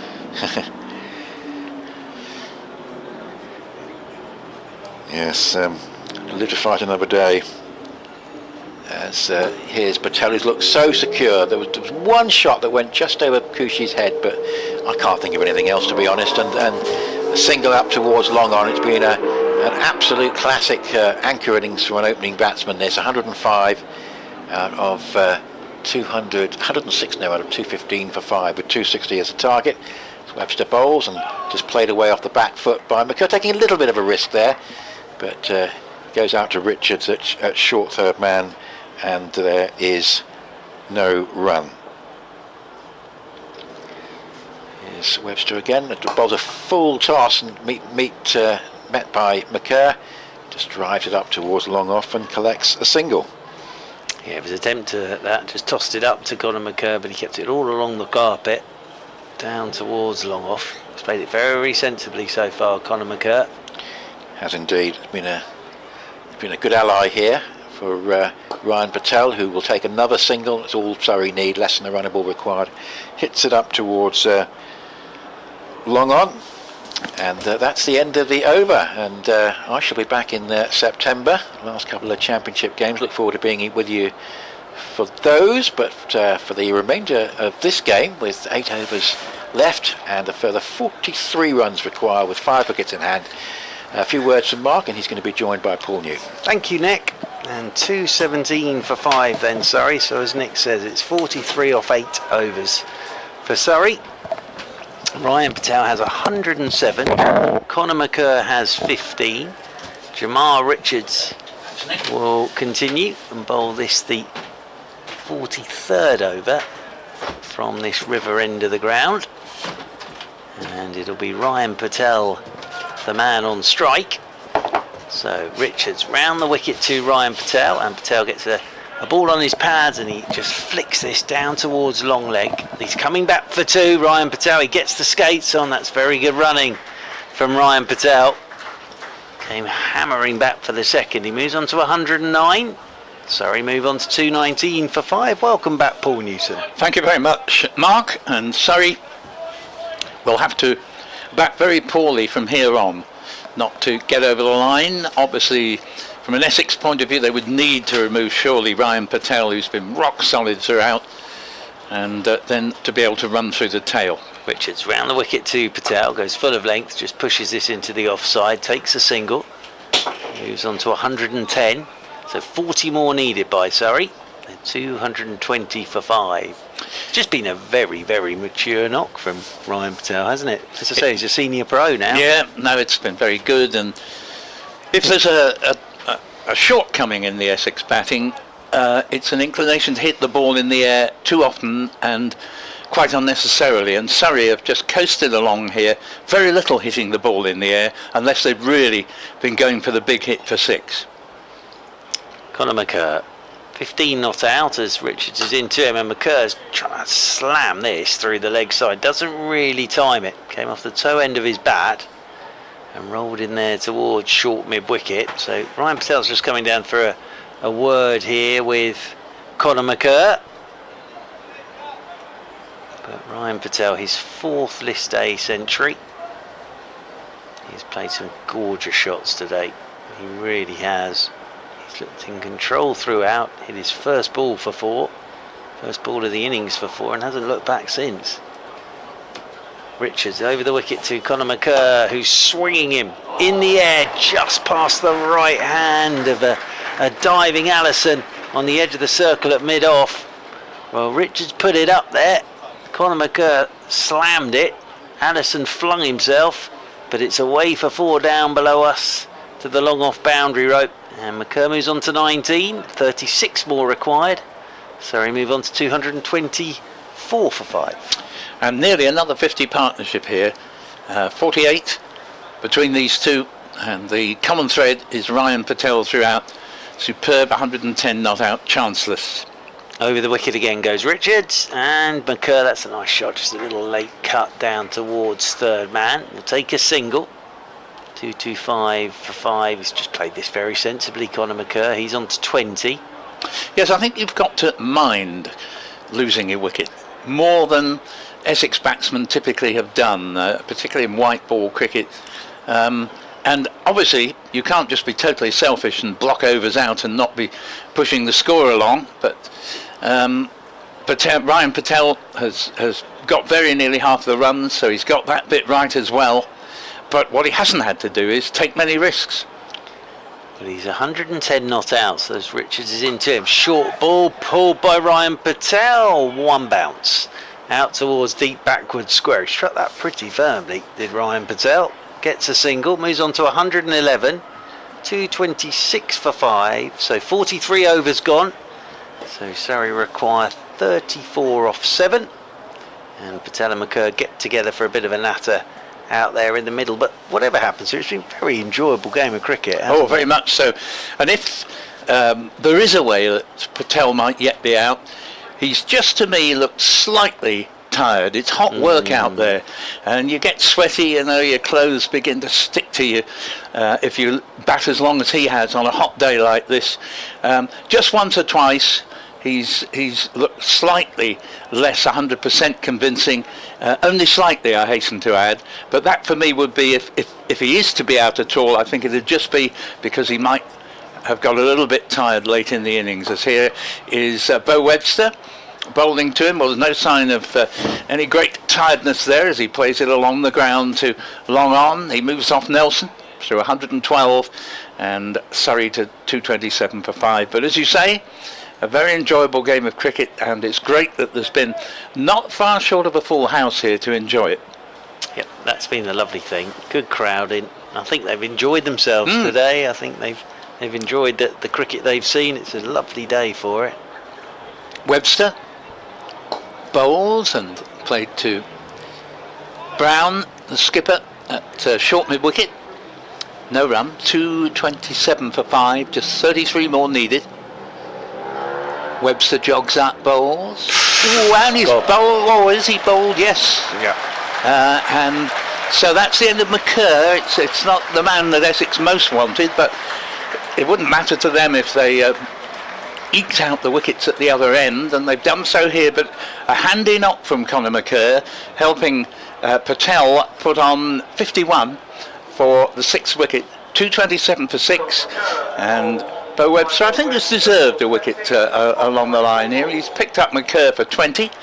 Ryan Patel, 112 not out at the other end. And Tommy Elam comes out to bat here. And all these Surrey prospects play, as we saw from Krish Patel, with a maturity above their age. We saw Elam bowl well, and thinking of the family line here, I expect him to be able to bat a bit as well. Not trying to talk him out. If he gets out cheaply, well, that's the case, but I rather expect that he will get his head down and make sure he keeps Patel company. 33 more are needed, just 4 wickets are left. What would send a few tremors through Surrey now is if Patel himself was finally out, but yeah, it just keeps the interest in the game going that little bit, with the loss of McCurr there, who, as I say, I think made a good contribution. Yeah, it was a lovely bit of bowling from Bo Webster. It was, yep. He just flighted that Did one him in the up. flight. Yep, and he came down the pitch and he did him. And it was just a lovely bit of bowling, that, from Bo Webster. It really was. And, of course, it may be the last time we see him playing for Essex. He's just contracted to the 50-over part of the season. Of course, he may come back next season. He's made a good impression.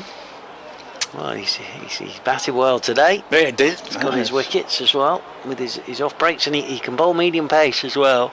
Well, I think he's sort of got better and better as the campaign has gone on. It's a shame it's coming to an end Yes, for him. it is isn't actually, yeah. Could do with There's another been 3 a or lot 4 of- games. Been a lot of enjoyment in these games.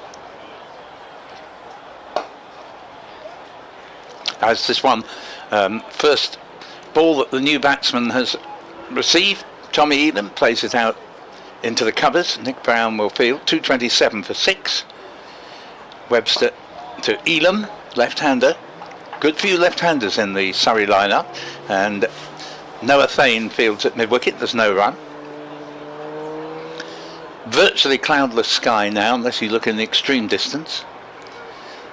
And Webster's in bowls, and well defended by Elam, who will doubtless construe that his major role is to make sure that he doesn't get out and keep Ryan Patel company. Applause for a good over, successful over from Bo Webster.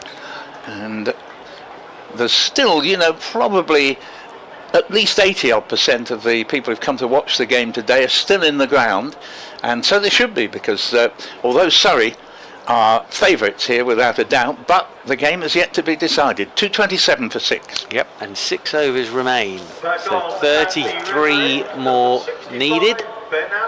And Ben Allison is coming into the attack to replace Jamal Richards. So Patel's still there on 112. McCurr's gone for 20. Yeah, 33 off 6. One thing I think Allison badly needs to avoid here is bowling wides. Essex have given too many away. I don't know the exact number, but I imagine it must be pushing double figures. Well, he's going to start round the wicket, and just for a second I thought Bottomman was going to stand up to him, which would have been brave, but he's just setting the field from behind the stump. So 45th over, 33 needed by Surrey. Patel on strike on 112 as Allison's into him and beats the edge. As Ryan Patel's trying to just run that away through backward point. Yeah, now that's a case in point actually. I just felt it was a shot of a man who, totally understandably, has just got that little bit tired, because I think earlier in his innings he'd either have left it or hit it for 4.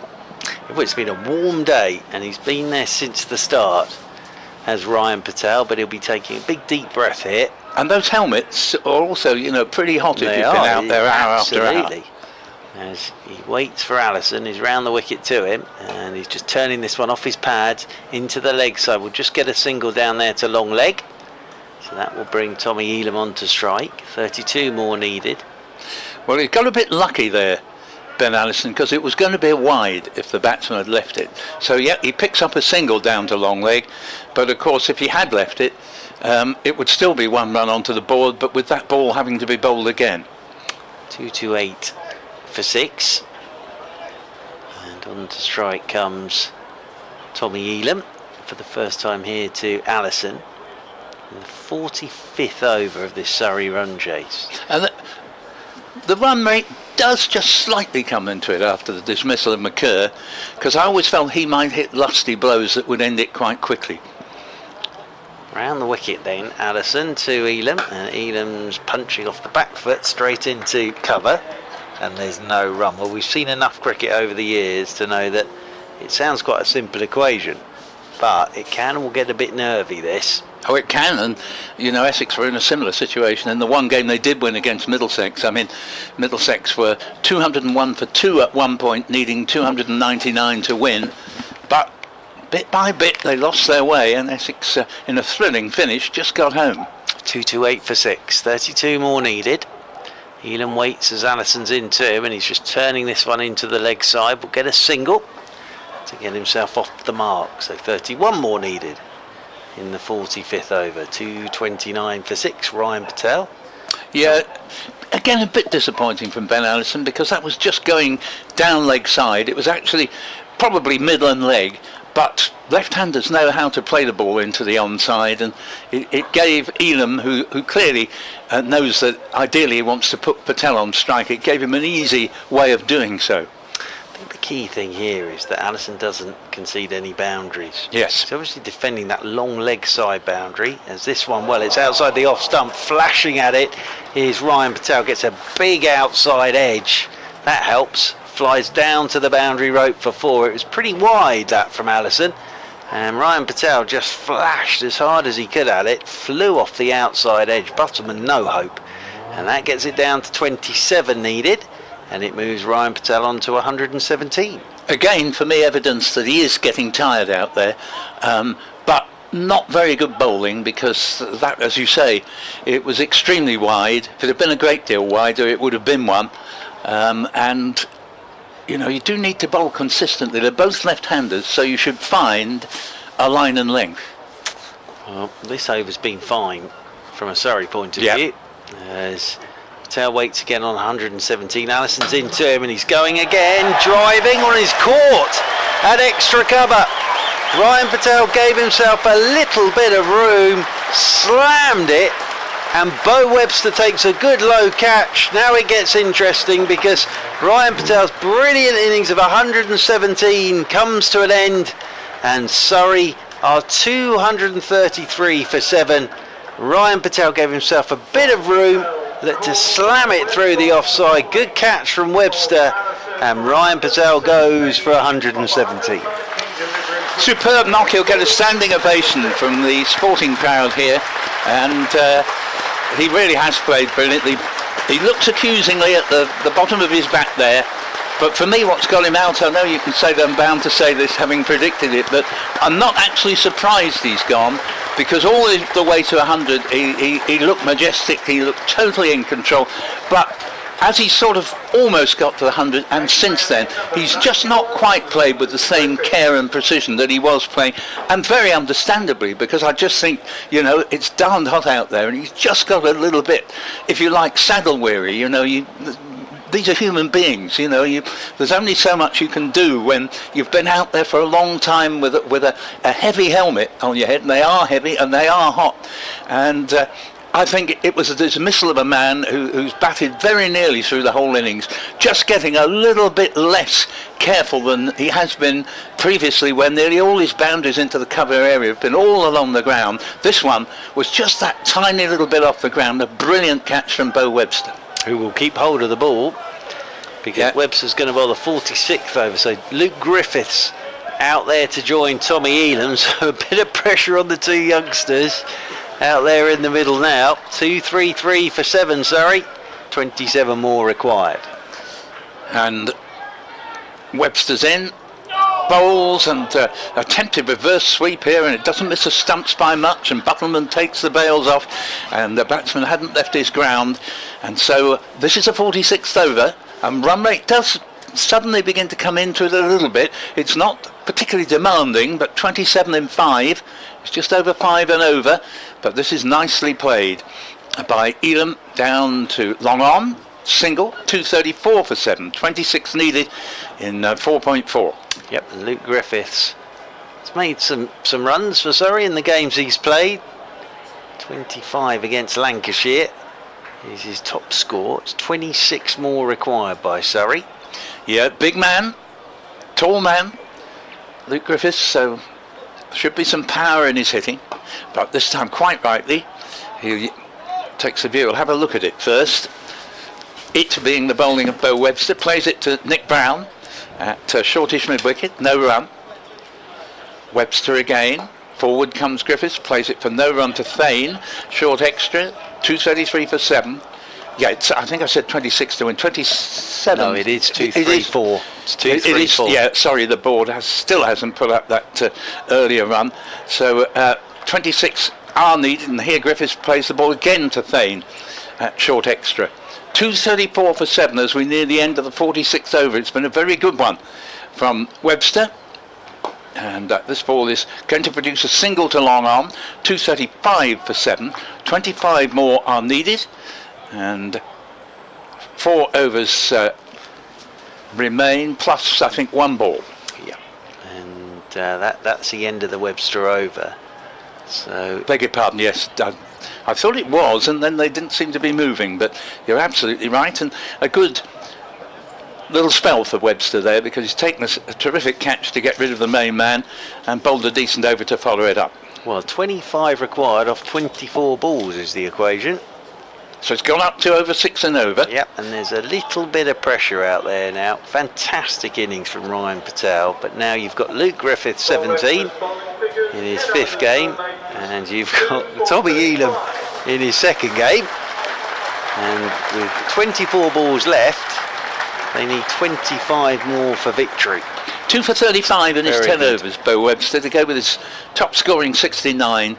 So he's had a very good game. Throw in that outstanding catch there, because the ball was never more than 2 or 3 inches off the ground when he held Ryan Patel for 117 easily, by distance the innings of the day. But Webster himself has had a fine all-round match. Certainly has. And if there was the MVP, Paul Newton and Essex win this, he might be in line for a cardboard cheque of some variety, or I don't know, a push bike, something along those lines. Yeah. So it's going to be Luke Griffiths on strike, and it's going to be Allison down below us to bowl the 47th over. So the equation here is 25 required of 24 balls. Taking time over setting his field. He's got 2 back on the leg side rope. He's got a long on and a sweeper on the cover rope as his 4 out. As Allison is into Griffiths, and Griffiths pushes this into the offside dot ball. 25 needed off 23 deliveries. Well, regardless of who wins, the crowd here are getting an even better deal than it looked as if they were going to get 10 minutes ago, because as long as Ryan Patel was there, Surrey were always going to win. But now that he is out, all results are possible. Yep, very much so. Tie's not out the question. No.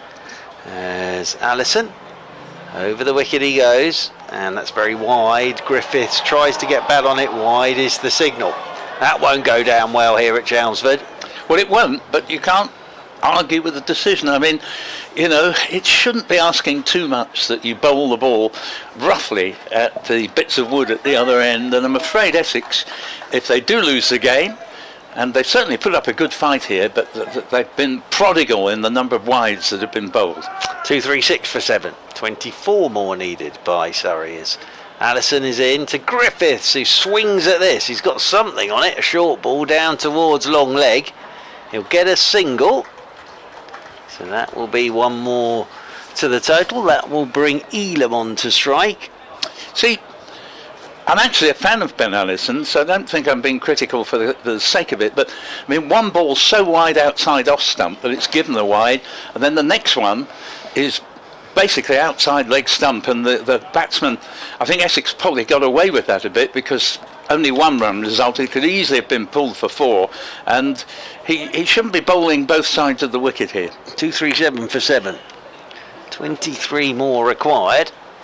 Yeah, unfortunately here at Chelmsford at the moment, one scoreboard is giving you the right total, the other one's giving you completely the wrong total. Yeah, it's very slow, the board, that Yep. we can see without having to crane our necks. As Elam's on strike, Allison's into him, beats him, all ends up. He's gone for the court behind. I don't think Elam's got anything on that. I just think it's the shape of the shot. And it has nipped and bounced. And Elam just indicates that. It's a cracking delivery. from Allison. It was. really is. It was superb. I mean, we've had an unacceptable ball so wide of off stump that it's a wide. We've had a half tracker that's gone down leg side and conceded a single. And bizarrely, the next ball is as the umpire's decision proves, was unplayable. It was indeed. Cracking delivery, that. 23 still required by Surrey. We're in the 47th over of their 50. 2-3-7 for 7. Allison comes round the wicket to Tommy Elam, who swung this high in the air. I think he'll get away with this out towards third man. He will indeed. And he'll get a single. It moves him on to 3. And it moves Surrey on to 2-3-8 for 7. With 22 more required. Yeah, it's the old story in these run chases. While ever a man like Ryan Patel is in the middle and hitting the ball almost unfailingly from the middle of his bat, batting is easy and runs are easy to come by. But people coming out of the pavilion cold, it's a totally different equation. Certainly isn't only your second game. Yeah, exactly. It really is for Tommy Elam, this. So, 2-38 for 7. Allison comes in over the wicket to Griffiths, who's swinging at a slower ball. That's a gamble, but it's nicely bowled. Just rolled his fingers over the top of it. To be honest with you, the scoreboard away to our left is a run behind now as well. 2-3-8 for 7, that should be. Yeah, it's not been an easy year for the scoreboards here at the county ground. But that was, as you say, that was good stuff from Ben Allison there. Intelligently bowling the slower ball, and Luke Griffiths through with the shot before the ball arrived. I think you have to be able to do that if you're going to bowl the closing overs in white ball cricket. Yeah, I'm just going to keep an eye on this because the scoreboards, neither of them are really working at the moment, which is unfortunate. So 2-3-8 for 7 as over the wicket goes Allison, and this is swung into the leg side by Griffiths, and he will pick up another single. So that's the end of the over. There are 3 to go. It's 2-3-9 for 7, which means that Surrey need 21 off 18 deliveries. Yeah, he recovered well in that over after the poor start with the wide and then the ball down leg side. As well bowled latterly by Allison. We're going to see Aaron Beard return to the attack now that Bo Webster has finished his spell. Might have been tempted, Mark, to bring the inexperienced but talented Jamal Richards back into the attack at that end, because Beard has proved a little bit expensive today, and Richards, I thought, has bowled well, extremely well to start with. His latter couple of overs were a bit more expensive, but anyway, we'll see what Beard can do. 2-39 for 7. He does give the batsman a chance though, and 3 to each young batsman here, Luke Griffith and Tommy Elam. 2-39 for 7. But it was always going to be the way, even so late in the day, that if Essex could get the wicket of Ryan Patel, there's a lot of inexperience in the lower order for Surrey, and it would open the door a bit for Essex to make a late bid for victory. It certainly would. 3 overs remaining, so thankfully the scoreboard for the crowd away to our right is now agreeing with the scoreboard to our left, because it's making it very difficult for the crowd to know what's going on as well. 21 off 18 then. We will attempt to keep you right up to date here, but it's another humdinger of a match between Essex and Surrey. Just think of the T20 final zonal game at the Oval. Effectively, pretty much just, well, certainly a boundary was needed off the last ball. Here's Beard in, bowls, it's thumped back, and the bowler throws out a hand and prevents what would have been 4 going to the boundary, and they just get the 1 run there as Charlie Harrison moves in from mid-on to keep it down to single. 240 for 7, and so that is now 20 runs exactly needed off 17. I think quite well actually there, Beard, because Griffith struck that pretty firmly. He did, yeah. He hadn't got anything on that. That could have gone all the way down to the boundary rope for 4. Just going back to that last ball of the T20 game, Feroz Kushi hits the ball. Essex certainly needed a boundary, if not a 6, for Essex to win. It's actually caught by Chris Jordan, but he just couldn't manage to throw the ball back as he leaps in mid-air to another Surrey fielder who was actually positioned to be able to take the catch if he could have managed it. And so Essex, off the last ball, scrambled over the line. We could have something just as close here. Beard's in, bowls, and Tommy Elam throws the bat at this, and there's a feeling it could have been a wide, but I think a lot of that was about exaggerated away movement after the ball had passed the batsman. In any event, he doesn't reach it, and it goes through to Buttleman. So 240 for 7, still 20 needed, and is it 16 deliveries I think that we have left? Yes, indeed. So here comes Beard again. Bowls to Elam. And that's another one outside off stump. A good take by Will Buttleman there, because it didn't bounce really at all. It was an awkward one, low down, and it's a dot ball. And now 20 are needed off 15, and the pressure mounts. Yeah, that's a brilliant bit of keeping. That gets under Buttleman. That's away for 4 by. Sorry, won't mind how they get them. No, absolutely. Very good bit of wicket keeping that. At this late stage, you're delighted if you get a fluky boundary. The scoreboard won't make any distinction, as Beard's in again. Bowls an attempt to crack this into the onside. Ooh, and that might well have been a run out if Beard, running round to retrieve, had managed to hit the stumps direct, but he doesn't, and they get 1 run, and it's 241 for 7, and now we have 19 needed and 14 balls left. Yeah, that would have been out, I think. Yes, I think so. I think Beard knew that. I think Elam obviously took a while to get going because he was on strike and had lost where the ball had gone. Yeah, so now 19 needed by Surrey. Beard to bowls Griffiths. 19 off 14 needed. Beard is in. Bowles drops it in short. And a no ball. That was not very clever, Aaron Beard. That was just the ball. I could have understood it in a different context. But here, where you're putting pressure on the batsman by not conceding runs, that's 2 onto the board. Suddenly only 17 are needed. And still 14 balls remain. And consistency from umpire Lungley there, because he did Conor McCurr for that, if you remember. Yep. So he's very consistent. And I think it was, in any case, the right decision as Beard's in. Bowls to Griffiths, and Griffiths has pulled this ball away. It's not going to go to the boundary. Didn't really get hold of it. They're coming back for a second. I think they'll make it, and have. And 2 runs onto the board. Takes the score to 245 for 7. 15 off 13. It's amazing this really, isn't it? And Luke Griffiths, well there you go. He's in his 5th list A game. He's getting Surrey towards 15 of victory, with Tommy Elam at the other end in just his 2nd game. Here's a ball that Beard shouldn't have to bowl, but he has to because of the no ball, which added 2 runs to the score. And here, an almighty Yahoo, and they want a single. They won't get it because the ball virtually hits Griffiths on the thigh pad and stops no more than a yard away from the stumps. So a good recovery there, in that the no ball didn't then cost even more runs still from the extra delivery. 245 for 7. To be fair to Beard, you have to say, apart from, I think, a misguided decision to dig one in short, it wasn't that bad an over at all. 6 to Griffiths, 4 to Elam, and 15 needed off 12. Yep, 15 off 12 it is. Here on BBC Radio Essex, BBC Radio London. Final game for both these sides in this year's 50 over comp. It's been a tough one for both sides.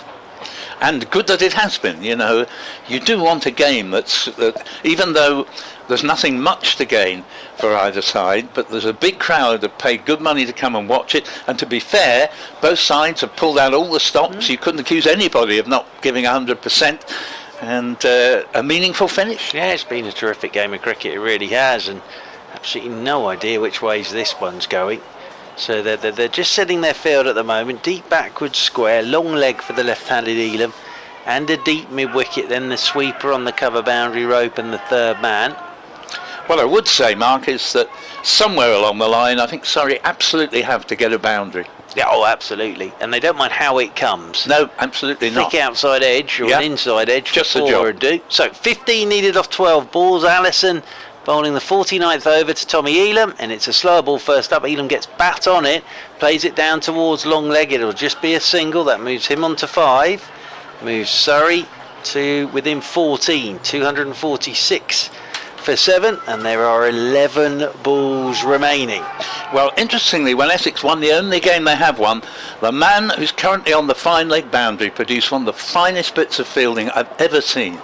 And this lad's only 18, his name's Charlie Allison, and the ball was disappearing off an inside edge to the boundary. He flung himself, somehow got the leading hand, rather like a goalkeeper, going with whichever his favoured hand is. Technically he should have gone with the other hand, but he not only miraculously stopped it as it was about to go for 4, he got straight up, threw the perfect ball into the wicket-keeper, and there was a run out, and Essex had just snuck over the line.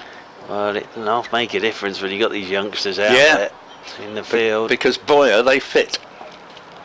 Allison coming in over the wicket to Luke Griffiths. 14 needed by Surrey. Griffiths swings, gets bat on it into the leg side. Will just be a single.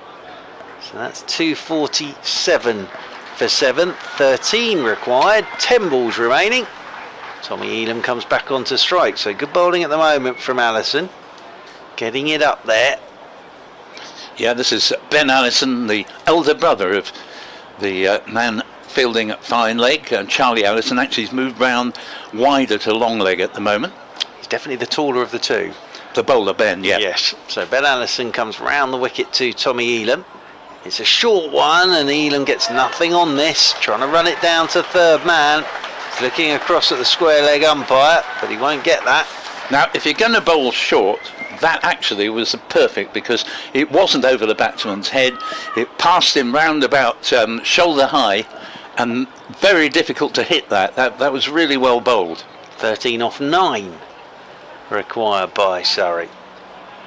Reminds me a little bit of Matt Quinn, Allison. Yes, take your point. So Ben Allison just getting his long leg a little finer there. Allison comes round the wicket to Tommy Elam. Slower ball, and Elam's chipped this in the air. This will be out. Bo Webster's underneath it, and he's done him with the slower ball. And Tommy Elam, it's a dot ball as well. So Tommy Elam goes for 5, and Surrey are 247 for 8. So it's a dot delivery as well as the wicket. There are 8 balls to go, and Surrey still require 13. And out comes Dan Moriarty. Good over this from Ben Allison. It is. He's recovered himself very well after the bad start to previous over, and he finished the previous over very well, as we gave him credit for, and has bowled thoroughly well in this over so far.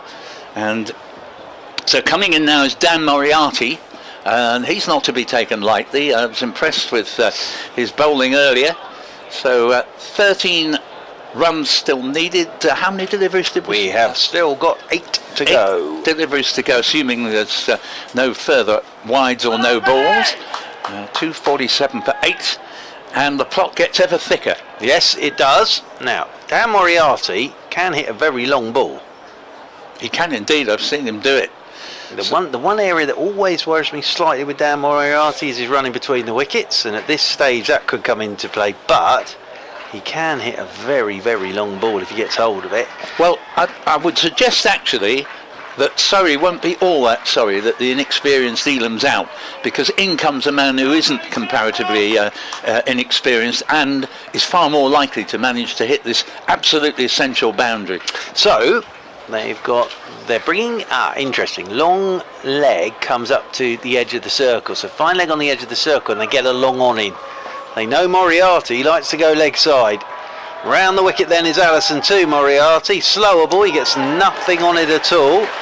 And it's another dot. This is a tremendous over. Brilliant bowling from Ben Allison. It really is, and means that 13 are now required off 7 deliveries. Yes, his line and length have been immeasurably better than they were, and also he's bowled some very intelligent slower balls in, probably about 3 slower balls in his last 8 deliveries. They're difficult to hit. I think it'd be Beard to bowl the last, wouldn't it? Yeah.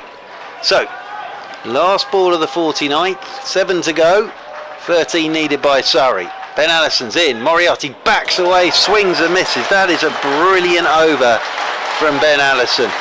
It really is. And it means off the last over, Surrey will need 13, 247 for 8. Well bowled, Ben Allison. That is a tremendous over, and it sets it up for Aaron Beard to bowl the last over with Luke Griffiths on strike on 7. Moriarty yet to get off the mark. 1 over to go. Surrey require 13.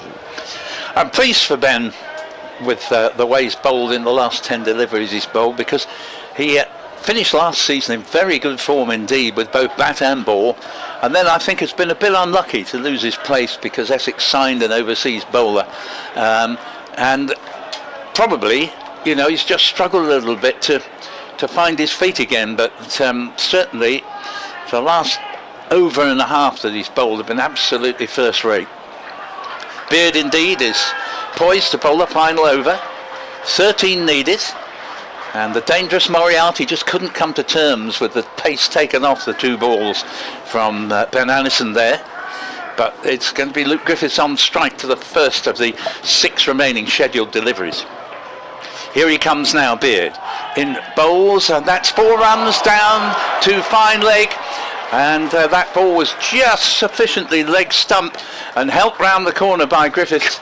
And the score up to 251 for 8, and the plot thickens still further. 9 needed off 5, and that's exactly what the doctor ordered for Surrey. Well, well done, Luke Griffiths. Yeah, because he sort of gone down on one knee and swept that. he did. Off Beard, but he knew fine leg was on the edge of the circle because he'd had a look at the field. So it's intelligent batting, that, but it's, you know, it's gutsy. Get down on one knee and just get bat on it and get it past the fielder. So that's 9 needed off 5 balls. Yeah, it was nearly a very good Yorker, but it was just too much on leg stump.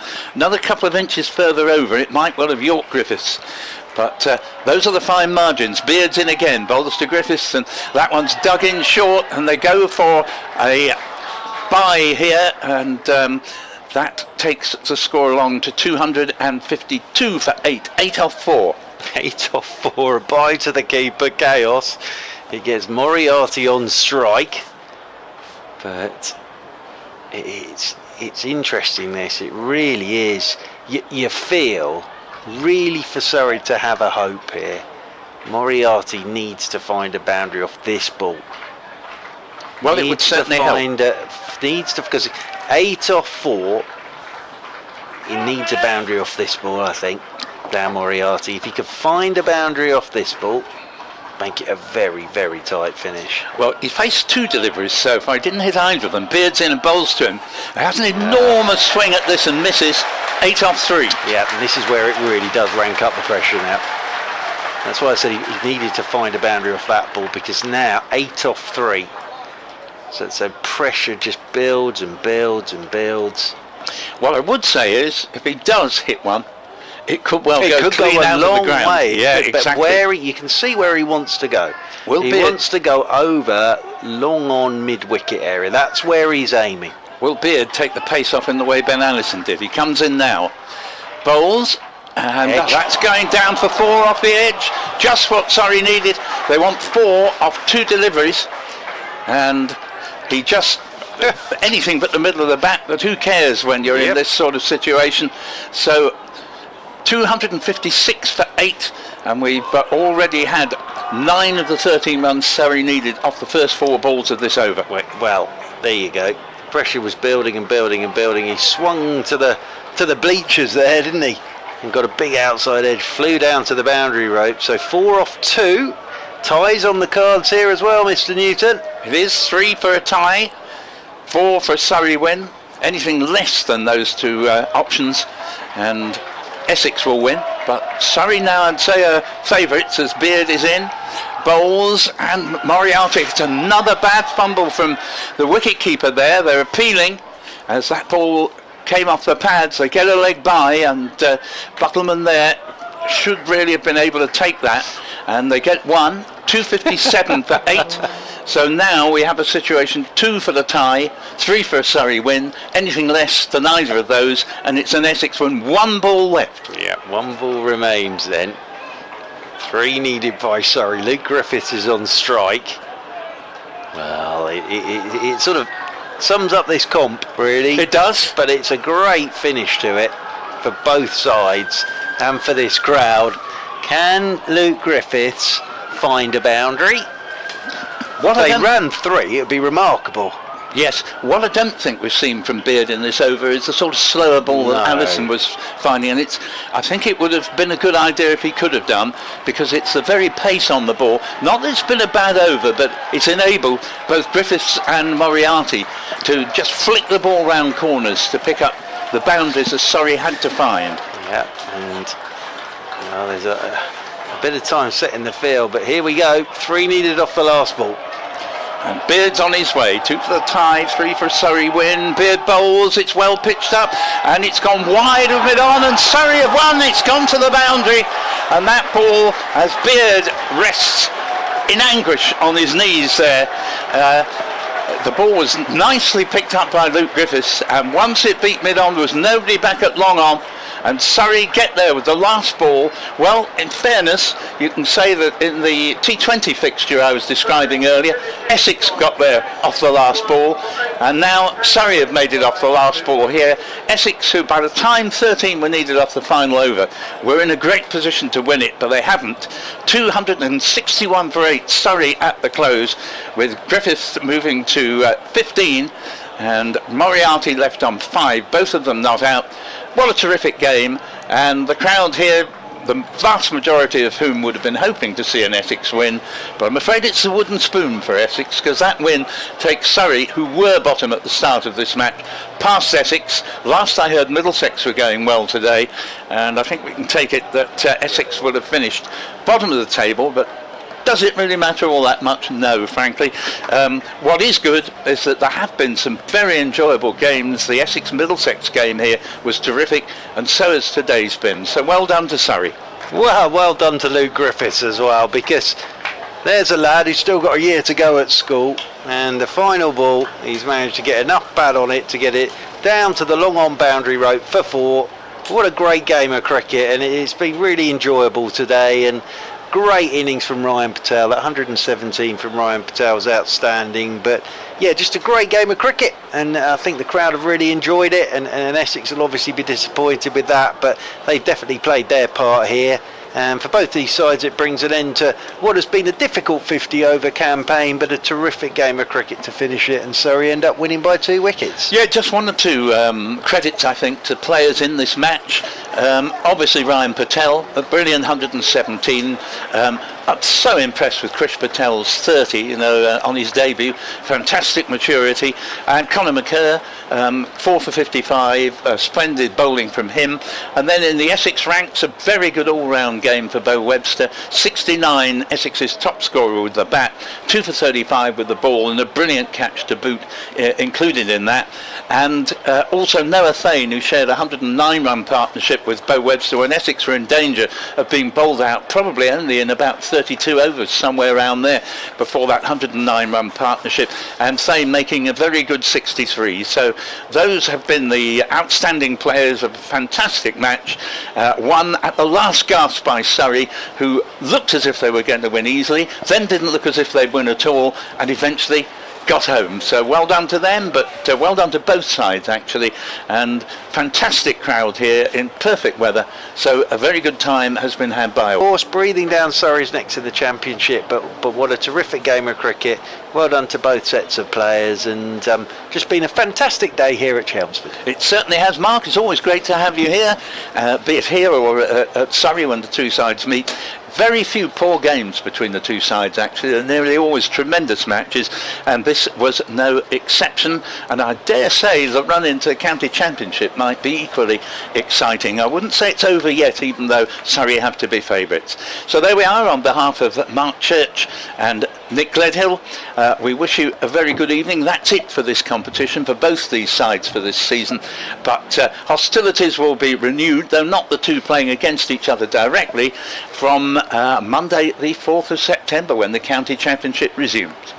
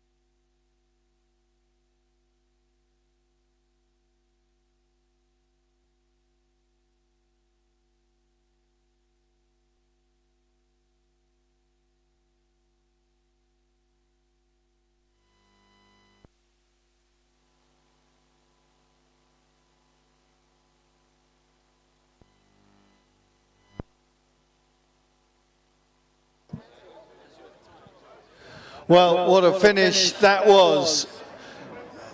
Seemed to sum up, I guess, our campaign in the Metrobank One Day Cup, but thrilling nonetheless, and I'm delighted to say our ambassador Cruise Line Eagle of the match, having scored 69, having taken 2 for 35 and 2 great catches as well. It's very apt that our award goes to Bo Webster. Bo, I just said to you now, I'm not sure whether it's worse to lose right at the wire or lose easier further on. How do you feel now? Yeah, a little bit bittersweet, I suppose. It could have been done in the early 40s there when Patel was going really nicely. We thought, 5-0 with 5 wickets in hand, but typical Essex fashion, we've late flurry of wickets and we nearly snatched it, which, 13 off the last over. We'd like to think we'll defend that with 8-9 batting, but wasn't to be today. Your last involvement with Essex, certainly for this season, enjoyed yourself? Absolutely, I've had a ball. The last sort of 3 weeks has been really enjoyable to get back into some professional cricket after playing some club cricket over here, and set me in really good stead for my season back home. Well, I hope you go well when you get back home. Let's invite Ambassador Cruise Line to come and make the presentation for the Ambassador Cruise Line Eagle of the match. It's Bo Webster.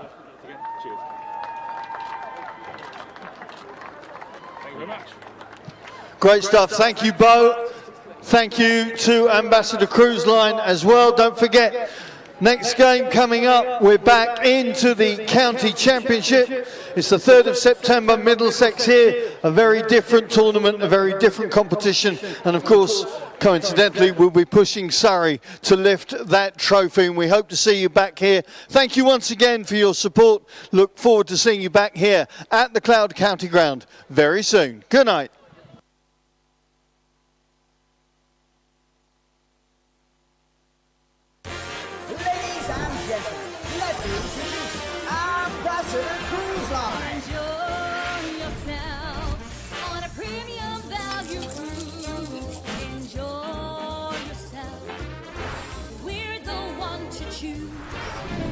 Endless fun, there's amazing shows to see. Enjoy yourself, it's all high quality.